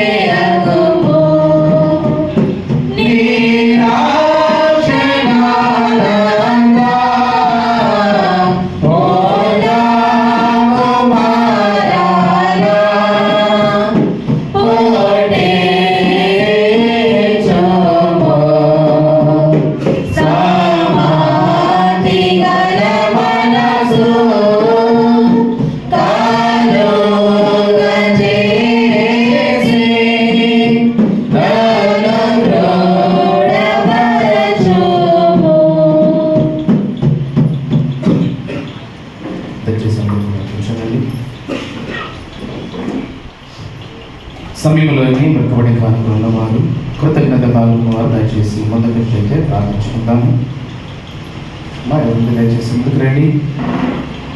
బ్రతకబడి కార్మికులు కృతజ్ఞత కార్మికుల వారు దయచేసి ఎవరున్నట్లయితే ముందుకు వచ్చినట్టు ప్రార్థన చేసుకున్నాం.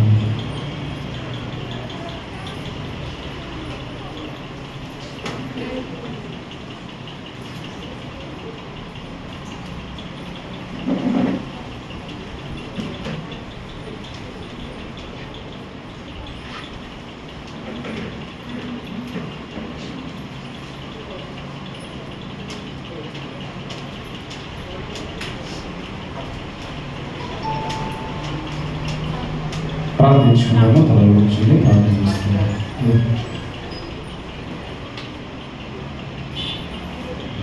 ప్రార్థించుకున్నాము. మహాపరిశుద్ధుడా, కృప కలిగిన మా తండ్రి, ప్రేమ నమ్మకము కలిగిన మా గొప్ప దేవ, సర్వశక్తులుగా మీ వందనాలు అయినా ప్రత్యేకమైన సమయంలో మీ సన్నిధానంలో శిరస్సు వచ్చి తండ్రి మీ శిలువ ప్రత్యక్షత మందు శిరస్సు వచ్చి బిడలు మీ దృష్టిలో పరిగెల వారు కావునైనా వారమంతి మాసమంతి బిడల జీవితాలు మీరు చేసిన మేరను బట్టి మీ ద్వారా వారు పొందుకున్న ఆశ్చర్యకారం వచ్చిన బిడలను ప్రేమించి దేవుడు ప్రేమించి మాకు ఇచ్చినటువంటి నైనా ఈ శ్వాసం నుండి శ్రేష్టమైన దాన్ని సమకూర్చి మీ సన్నిధానంలో గుర్తులు విప్పి ఉండగలైనా ఈ ఏర్పడిన ఆపణ చేస్తున్నాడు. ఈ ప్రకవుడి కానుకలుగా కృతజ్ఞత కానుకలుగా దశభాగములుగా విడుదల నాయన గుప్పులు విప్పినటువంటి ఏర్పడాలని కూడా నాయన 30 60 100 మీరు ఫలింప చేయమని ప్రార్థిస్తున్న సహాయం చేయండి. నిలబడిన ప్రతి ఒక్కరు కూడా నాయన పేద వరుసను ఆపణ చేస్తున్నాడు. చేసిన పని వాడులో ఉద్యోగాలు తన వ్యాపారంలో సమస్త కార్యంలో కూడా మీరు తోడుగా ఉండండి. మరి కావలసిన క్షేమాన్ని మంచి ఆరోగ్యములు దీర్ఘాన్ని ప్రసాదించి ఇక నాయన కన్న తండ్రిగా వారి బిడ్డల జీవితాల కుటుంబాలు ఏవైతే కొరతగా ఉన్నావో ఎలాంటి సహాయం కొరకు ఎదురు చూస్తున్నారు, ఎలాంటి విషయంలో మేలు కావాలని తన వారి నిరీక్షణలో మీ వైపు మాత్రమే చూస్తూ మీ సహాయం కొరకు నాయన ఆశ కలిగి ఉన్నారు. ఆశ కలిగిన వారి ప్రాణంలో తృప్తిపరచి వారిలో ఉన్నటువంటి ప్రతి కార్యం కూడా నాయన లోపముగా లోతుగా కొరతగా ఉన్న ప్రతి కార్యం కూడా వారి పట్ల సమృద్ధిగా మీరు నెరవేర్చి మేలుకరంగా మార్చి మీరే మహిమ పొందమని యేసుక్రీస్తు వారి పరిశుద్ధ నామమును బట్టి ప్రార్థించడి వేడుకుంటున్నాము తండ్రి. ఆమేన్. తండ్రి కుమార పరిశుద్ధాత్మ త్రియేక దేవుని దీవెన సదాకాలం కుటుంబాలకు బిడ్డలకు మీకును కలిగిన సమస్త వరకు చేసిన ప్రతి కార్యములకు తోడైన నడిపించిన గాక. ఆమేన్. అందరికీ సమయంలోని సంఘ కానుకల క్షేత్రంలో జరిగించుకుందాము. అర్పణల కీర్తన పాడుతూ ఉండగా మా స్త్రీల సమాజం వారు కీర్తన పాడుతూ ఉండగా సంఘ కానుకల క్షేత్రంలో జరిగించుకుందాము. దయచేసి మరండి స్త్రీల సమాజం వారి సమయంలో కీర్తన పాడుతూ మనం చేస్తున్నాము.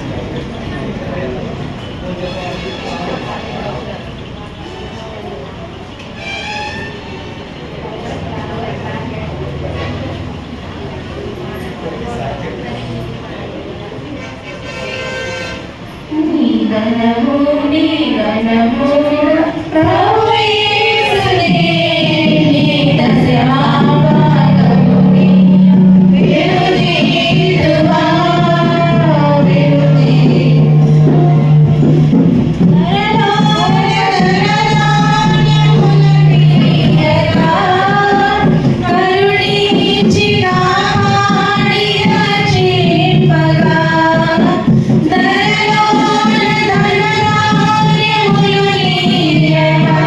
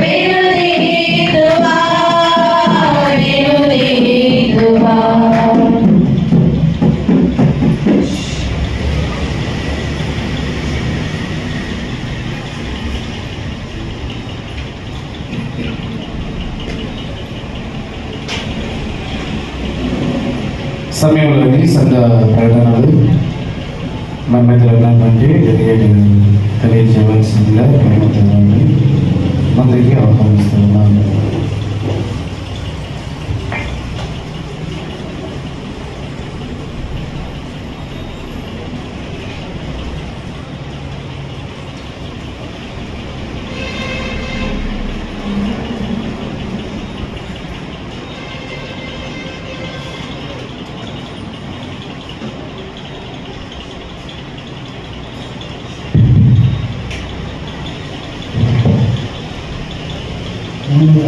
దేవాది దేవుడికి వందనాలు. ఈ అవకాశం ఇచ్చిన పాఠశాలకి సంఘ పెద్దలకు, స్త్రీల సమాజానికి, సిసిఎంటీ వారికి హృదయపూర్వక వందనాలు చెబుతున్నాను. ఈరోజు సీడెప్ ఇచ్చిన వారు పచ్చిపాటి అన్నపూర్ణమ్మ గారు 100 రూపాయలు, పెరుమాళ ప్రసాద్ గారు 100 రూపాయలు.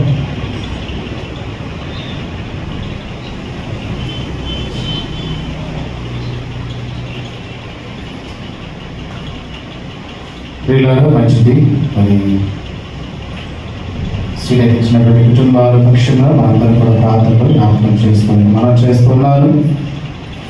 రేపు ఆదివారం 22వ తారీఖు ఆదివారం, నెక్స్ట్ తర్వాత 29 ఆదివారం 29 మటల ఆదివారం థామస్ సండే. ప్రత్యేకమైనటువంటి మరి మటల ఆదివారం కార్యక్రమాలు మనందరూ కూడా ప్రతి సంవత్సరం జరిగిస్తున్నట్లుగానే మరి చిన్న బిడ్డల ద్వారా ర్యాలీ కార్యక్రమం జరుగుతున్నది. మరి ర్యాలీ కార్యక్రమంలో ఉదయకాల సమయంలో ప్రారంభించబడుతుంది కనుక మరి ఉదయకాల సమయంలో ర్యాలీ జరిగిస్తున్నటువంటి చిన్న బిడ్డలందరూ కూడా మరి చల్లని పానీయంలో రసనాలు ఏర్పాటు చేయడానికి మరి వీళ్ళు దేవుని దాసులు కలుగురి నిర్మల్ కుమారి వారి కుటుంబం నుండి వారు సిద్ధం చేస్తున్నారు. మరి ఆ విషయాన్ని తెలియపరుస్తున్నారు కనుక ఇక దానితో పాటు ఎవరైనా బిడ్డలకు మరి అల్పాహారాన్ని కూడా ఎవరైనా ఏర్పాటు చేయాలని ఆశ కలిగిన వారు ఉంటే మన ఆ విషయాన్ని కూడా ముందుగా తెలియజేయాలని కూడా మీ అందరూ కూడా మనం చేస్తూ ఉన్నాము. అర్థమైంది నేను చెప్పింది. 29వ తారీఖున జరగబోయే మటల ఆదివారం కొరకు చిన్న బిడ్డల ర్యాలీ కార్యక్రమం కొరకు మరి వారికి రసనాలు ఏర్పాటు చేస్తున్నారు నిర్మల గారి కుటుంబం నుండి. అలాగే ఎవరైనా ఇంకా ప్రేరేపించబడిన వారికి అల్పాహారాన్ని కూడా ఉదయకాల సమయంలో ఎవరైనా వారికి పులిహార లాంటి ఎవరైనా అల్పాహారం కానీ ఎవరైనా ఏర్పాటు చేయాలని ఆశీర్వదించిన వారికి ఆ విషయాన్ని కూడా ముందుగా పెద్దలకు తెలియపరచవలసిందిగా ప్రేమతో అందరికీ కూడా మరొకసారి విషయాన్ని విజ్ఞాపన చేస్తూ ఉన్నాను. ఇంకేమన్నా ఈ సంఘ ప్రకటనలు మళ్ళీ యథావిధిగా రేపటి కాలం నుండి సాయంకాలం యథావిధిగా మళ్ళీ లేటెస్ట్ కార్యక్రమాలు ప్రారంభించబడతామని తన విషయాన్ని గమనించి మీరందరూ కూడా సకాలంలో సిద్ధపడి ప్రభు సన్నిధికి రావాలని ప్రేమతో మీ అందరూ కూడా మనం చేస్తూ మరి సంఘ ప్రకటనలు ఏమీ లేనట్లయితే స్వీకరించబడిన కానుకలు దేవుని సమర్పించుకుంటూ పరలోక ప్రార్థన దైవ ఆశీర్వాదంతో మనం కూడా సమర్పిస్తున్నాము.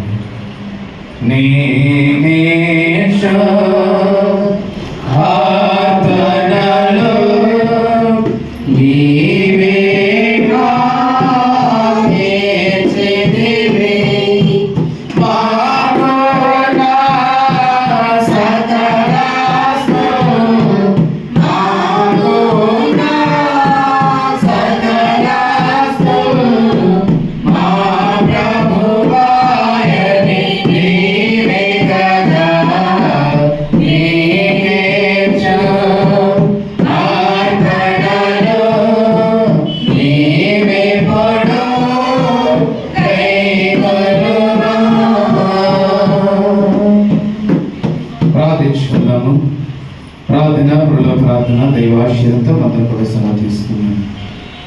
మమ్మల్ని మిక్కిలిగా ప్రేమించిన ప్రియ పరలోకమందున్న కన్న తండ్రి, మీ పరిశుద్ధ పాదములకు నాయన వెనలేనటువంటి వందనములు స్తుతులు స్తోత్రం చెల్లించుకుంటూ ఉన్నాను తండ్రి. మీ ఉన్నతమైన ప్రేమను బట్టి ఈ లెక్చర్ కాలంలో 4వ పరిశుద్ధ ఆదివారపు ఆరాధనలోనికి మమ్మల్ని అందరినీ కూడా నాయన మీరు సిద్ధపరిచినందుకు మీకే వందనాలు చెల్లించుకుంటూ ఉన్నాం. ఇంతవరకు కూడా నాయన పాటల ద్వారా, ఆరాధనల ద్వారా, వాక్యము ద్వారా మీ నామాన్ని మహిమపరిచి ఉన్నామని మేము నమ్ముతూ ఉన్నాము. విన్నటువంటి మాటలు తండ్రి బిడ్డల హృదయాల్లో మీరు ఫలింపచేయండి నాయన. రక్షణ స్వాస్యమును మేమందరూ కూడా పొందుకోవడం కొరకై తండ్రి మీకు వాడైనటువంటి యేసుక్రీస్తు వారిని నిబంధన దూతగానైనా మధ్యవర్తిగా మా కొరకు నియమించి ఈ లోకానికి పంపించారు తండ్రి.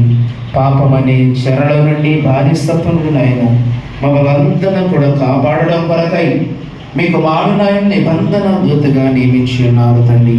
నియమించబడిన క్రీస్తు ద్వారా తండ్రి ఆ పాపమనే చెరల నుండి మేమందరం కూడా నా రక్షణ భాగ్యమును పొందాలంటే తండ్రి యేసుక్రీస్తు వాడి సురక్షితంగా మేము అంగీకరించాలి. మా కొరకే ఆయన శిలువ యాగాన్ని జరిగించాడని మమ్మల్ని పాపమనే బానిసత్వం నుండి ఆ చెర నుండి విమోచించడం కొరకై మాట్లాడుతున్నందుకు వందనాలు చెల్లించుకుంటూ ఉన్నాం. కనుక ఆయన నమ్మినటువంటి ఈ రక్షణను చివరి వరకు మేము కొనసాగించిన ఆయన జాగ్రత్తగా కాపాడుకుంటూ మరణనైనా పాపం వైపు వెళ్ళక తండ్రి లోకం వైపు చూడక తల్లి రక్షణ పొందుకున్నటువంటి మనము నాయన మేమందరం ఈ రక్షణను చివరి వరకు కాపాడుకుంటూ నాయన మీరు ఇస్తున్నటువంటి స్వాస్థ్యాన్ని పొందుకున్నంత వరకు కూడా నాయన ఈ రక్షణను జాగ్రత్తగా కాపాడుకోవాల్సిన బాధ్యత మా అందరి మీద ఉన్నదనే విషయాన్ని మీ వాక్యం ద్వారా మాతో హెచ్చరించేందుకు వందనాలు చెల్లించుకుంటూ ఉన్నాం. ఎవరైతే తల్లి మరి ఇటు లక్షణాలు కలిగిన వారిని ఇటు తిరిగి చేయగలిగిన వారు ఉంటారు అటు వారు మరి ఎప్పటికీ త్రుట్టులను మీ వాక్యం చలవిస్తుంది. ప్రేమ, సమాధానము, ఐక్యత, మంచితనము, దీర్ఘశాంతము, దయాలత్వము ఇవన్నీ కూడా సద్గుణములైన ఇవన్నీ కూడా మాలో ఉన్నట్లయితే తండ్రి మళ్ళీ లోకంలో త్రుట్టులను చిన్న బిడ్డలను, స్త్రీలను, పురుషులను, యవన బిడ్డలను, వృద్ధులను వారి వారి వయస్సును బట్టి వారికి కావలసిన క్షేమాన్ని మంచి ఆరోగ్యమును ఆయుష్ను మీరు అడిగించమని ప్రార్థిస్తున్న సహాయం చేయరు. సంఘములు ఎవరైతే బలహీనులు ఉన్నారో, అనారోగ్యంతో ఉన్నారో, వ్యాధిగ్రస్తులు అయినారు, మరణ పడకలపై చేస్తున్నారు కానీ నేను అతివారిని కూడా మీరు జ్ఞాపకం చేస్తున్నాడు. మీకు ఇష్టమైతే తండ్రి ఎవరు కూడా మీరు నశించిన ఇష్టం లేదు కనుక నాయన మీకు ఇష్టమైతే వాడిని ఆయన స్వస్థపరచి ఆ కార్యము ద్వారా అయినా రక్షణ భాగ్యం పొందుకునే ధన్యతలు ప్రతి ఒక్కరికి మీరు అడిగించమని ప్రార్థిస్తున్న సహాయం చేయండి. సంఘములు ఎవరి కుటుంబాలు నెమ్మది లేక, సమాధానం లేక, సంతోషం లేక ఉన్నారు అట్టి కుటుంబాలు కూడా జ్ఞాపకం చేసుకునండి. చీకటిలో ఉన్నటువంటి వారిని, బంధించబడిన వారిని విడిపించడం కొరకై మీకు వాడి లోకానికి వచ్చాడనేటువంటి సత్యాన్ని స్వీకరించిన ఆయన వారు కూడా తండ్రి ఈ రక్షణ స్వాస్థ్యాన్ని నాయన తండ్రి వారి జీవితాల్లో ఫలింపచేసే ధన్యతను మీరు అడిగించమని ప్రార్థిస్తున్న సహాయం చేయండి. సంఘంలో చదువుకుంటున్న బిడ్డలను జ్ఞాపకం చేసుకునండి. ఉద్యోగం చేస్తున్న బిడ్డలను జ్ఞాపకం చేసుకునండి. ఉద్యోగం లేకున్నాయని ఎదురు చూస్తున్న బిడ్డలను కూడా నాయన జ్ఞాపకం చేసుకునండి. వ్యాపారం చేస్తున్న బిడ్డలను తడి వ్యవసాయం చేస్తున్న బిడ్డలను కూడా నాయన దీవించండి. వారి కష్టానికి తగిన ప్రతిఫలాన్ని బిడ్డల జీవితాలను అనుగ్రహించండి. అలాగే తండ్రి మరి నాయన వారి యొక్క జీవనోపాధి వరకు నాయన వారి సామర్థ్యము కొలది, వారి శక్తి కొలది నాయన ప్రతి రంగంలో ఆయా రంగాల్లో పనిచేస్తూ ఉద్యోగాలు చేస్తున్నాయన, సొంత షాపును బట్టిన ఆయన, ఫ్యాక్టరీ పనులు బట్టిన ఆయన, అలాగే తండ్రి మరి వారి చేతి పనులు బట్టిన ఆయన వారి కుటుంబ జీవనోపాధి వరకు తండ్రి వారి సామర్థ్యం కొలది ఆయా రంగాల్లో పనిచేస్తున్న ప్రతి ఒక్కరిని కూడా జ్ఞాపకం చేసుకునండి. వారి కష్టానికి తగిన ప్రతిఫలాన్ని నాయన మీరు అడిగించమని ప్రార్థిస్తున్న సహాయం చేయండి. సంఘములనైనా శుభ కార్యముల కొరకు నాయన, వివాహ కార్యముల కొరకు ఎందరు బిడ్డలైతే నాయన మరి ఎదురు చూస్తున్నారు అట్టి వారిని కూడా నాయన జ్ఞాపకం చేసుకున్నాడు. మీ చిత్తమైతే వారి జీవితాల్లో తండ్రి ఒక మంచి కార్యక్రమాన్ని జరిగించమని ప్రార్థిస్తున్న సహాయం చేయండి. గర్భఫలం లేనటువంటి బిడ్డలు బట్టి కూడా జ్ఞాపన చేస్తున్నాం నాయన. మీరిచ్చి బహుమానం పొందుకునే క్రమంలో బిడ్డలనైనా ఎంతగా ఆశ కలిగిన ఆయన మీ వైపు చూస్తున్నారు. సహనం కలిగి, ఓర్పు కలిగి మీ స్వాస్థ్యం కొరకు నాయన మీరు ఇస్తున్నటువంటి గర్భఫలం కొరకు నాయన ఎదురు బిడ్డలైతే ఆశ కలిగించున్నారు తండ్రి. అట్టి వాడు కూడా జ్ఞాపకం చేసుకున్నాండి. నేను వాడు ఉన్నటువంటి శరీర సంబంధమైన లోపాల మీద సరిచేసి మీకు అసాధ్యమైనది ఏది కూడా లేదు కనుక తండ్రి మీకు ఇష్టమైతే బిడ్డల జీవితాలు తన ఒక శ్రేష్టమైన మంచి కార్యక్రమాన్ని మీరు అడిగించమని ప్రార్థిస్తున్న సహాయం చేయండి. చంటి బిడ్డలను, బాధితులను, గర్భిణీ స్త్రీలను కూడా నాయన దీవించి ఆశీర్వదించండి. మా సంఘ డెలిగేట్ గారి బట్టి వారి కుటుంబాన్ని బట్టి ప్రార్థిస్తున్నాం. ఆమె డెలిగేట్ గారి బట్టి నాయన వారి కుటుంబాన్ని బట్టి విజ్ఞాపన చేస్తున్నాం. పిసిసి మెమోలు బట్టి నాయన సంఘ పెద్దలను బట్టి మరి సంఘ ప్రెసిడెంట్ గారు బట్టి నాయన ఆర్గనైజర్ గారు బట్టి వారి కుటుంబాన్ని బట్టి ప్రార్థిస్తున్నాం. అలాగే తండ్రి సంఘంలో స్త్రీల సమాజం వారి బట్టి నాయన మరి సండే స్కూల్ బిడ్డలు బట్టి సీసీఎం టీంలో వారిని బట్టి ప్రతి భక్తులను బట్టి కూడా నాయన ప్రార్థిస్తూ ఉన్నాం.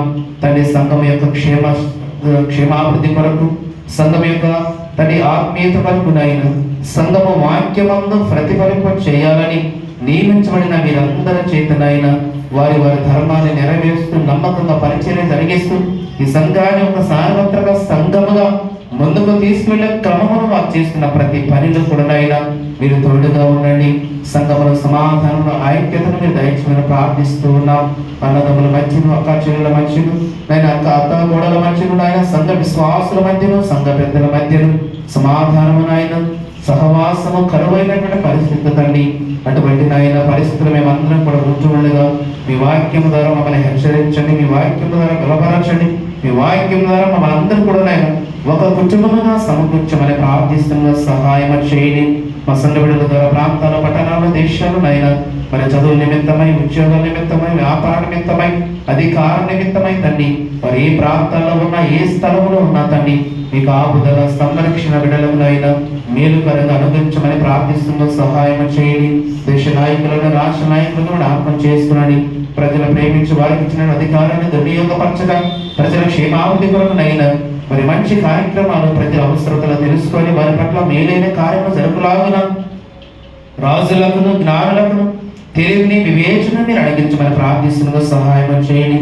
దేశంలో యుద్ధాలు జరుగుతున్నాయన ఇవన్నీ కూడా మీ లేఖనాలు నెరవేర్పు కొరకెత్తండి అని మనుషులు ఇప్పటికైనా వారు మనోనేత్రాలకున్న గుడ్డితనాన్ని విడిచిపెట్టి సత్యాన్ని స్వీకరించి నాయన మారు మనసు వైపు నాయన రక్షణ భాగ్యము వైపు నాయన అడుగులు వేసే విధంగా మమ్మల్ని అందరూ కూడా నాయన ఇంకా ఎవరైతే భాగ్యాన్ని పొందుకోలేకున్నారో అటు వారందరూ కూడా నాయన మీరు సమకూర్చమని ప్రార్థిస్తూ ఉన్నాం. సంఘపు సరిహద్దులను విస్తరింప చేయండి. సంఘము నాయన మరి వాక్యం అనే క్రీస్తు బండ మీద నిర్మాణం కలిగినటువంటి సంఘముగా ఉన్నప్పుడే నాయన పెళ్లి కుమారుడుగా మిమ్మల్ని ఎదుర్కోవడం అవకాశం ఉంటుందనే సత్యాన్ని గ్రహించి ప్రతి ఒక్కరు కూడా నాయన వారి భక్తి జీవితాన్ని, విశ్వాస జీవితాన్ని దినదినము కూడా నాయన పరీక్షించుకుంటూ వాక్యములకు నా జీవితంలో వ్యతిరేకముగా ఉన్నదా, అనుకూలముగా ఉన్నదా, దేవుని మనసును సంతోషపెట్టే వారిగా ఉన్నామా, ఈరోజు దేవుని ఆలోచన గుర్తిరిగి ఆయన చిత్తాన్ని జరిగించే వారిగా ఉన్నామా లేదని ప్రతిరోజు తండ్రి ప్రతి దినము కూడా నాయన ఆత్మ పరిశీలన చేసుకొని వారి రక్షణ, స్వాస్థ్యముల రక్షణ, సాక్ష్యాన్ని కాపాడుకోవాల్సిన యోగ్యతను, ఆ బాధ్యతను మా అందరికి మీరు అడిగించమని ప్రార్థిస్తున్న సహాయం చేయండి. బిడ్డల జీవితాలను చేసిన మేలను బట్టి మృకబడి కానుకలుగా, కృతజ్ఞత కానుకలుగా, దశమ భాగములుగా అయిన మీ సన్నిధానంలో గుప్పులు విప్పినటువంటి ప్రతి అర్పణ కూడా దీవించండి. 30 నాయన 60 100 ఫల సహాయాన్ని మరి కష్టానికి తగిన ప్రతిఫలాన్ని నాయన బిడ్డల జీవితాల కుటుంబాలను అడిగించమని ప్రార్థిస్తున్న సహాయం చేయండి. సీడపించిన కుటుంబాలను బట్టి కూడా నాయన నీకే వందనాలు చెల్లించుకుంటున్నాం. అటు కుటుంబాలను కూడా జ్ఞాపకం చేస్తున్నాండి.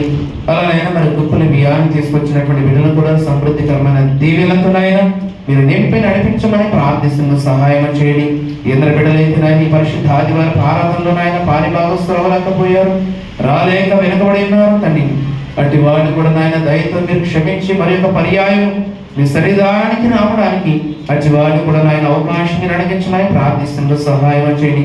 ఇంతవరకు కూడా నేను బిడ్డలు మీ సన్నిధానం శిరస్సు వచ్చి మోకరించి విజ్ఞాపన చేస్తూ ప్రార్థిస్తూ ఉండగా, అభ్యర్థిస్తూ ఉండగా నాయన విజ్ఞాపన చేస్తూ ఉండగా ఆకాశం వద్ద మీ కడదృష్టి ప్రకాశింప చేసిన బిడ్డల అవసరతలు నాయన వారి విజ్ఞాపనలు, వారి యొక్క ఆలోచనలు తండ్రి మీడలో ఏమైనావో కన్న తండ్రిగా మీరే జ్ఞాపకం చేసుకుని సమస్తము కూడా నాయన సమస్త మనుషులు ఎదుట మేలుకరంగా మార్చి మీరే ఘనత, మహిమ, ప్రభావాలు పొందుకున్నామని ఈ పరిశుద్ధ ఆదివారపు దీవెనలతో, ఆశీర్వాదములతో మమ్మల్ని మా కుటుంబాలను నింపి నడిపించమని మా ప్రభువును రక్షకుడైన యేసుక్రీస్తు వారి పరిశుద్ధ నామమున వేడి ప్రార్థించడి వేడుకుంటున్నాము తండ్రి. ఆమేన్. పరలోకమందున్న మా తండ్రి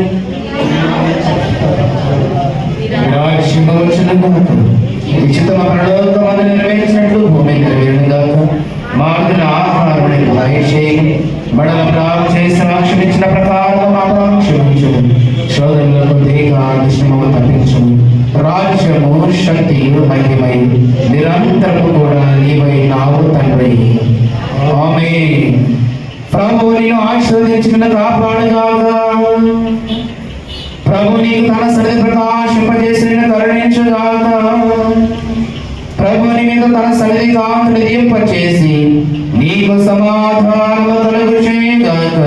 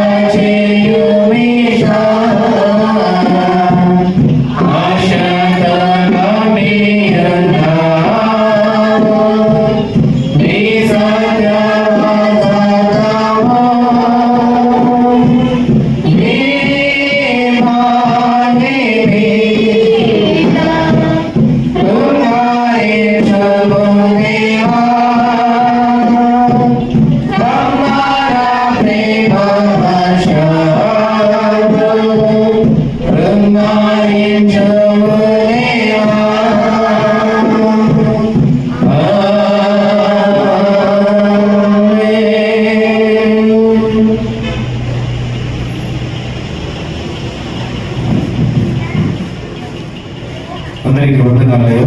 మాకు అందరికీ వందనాలు. సెలవు తీసుకుంటాం సమాధానంతో.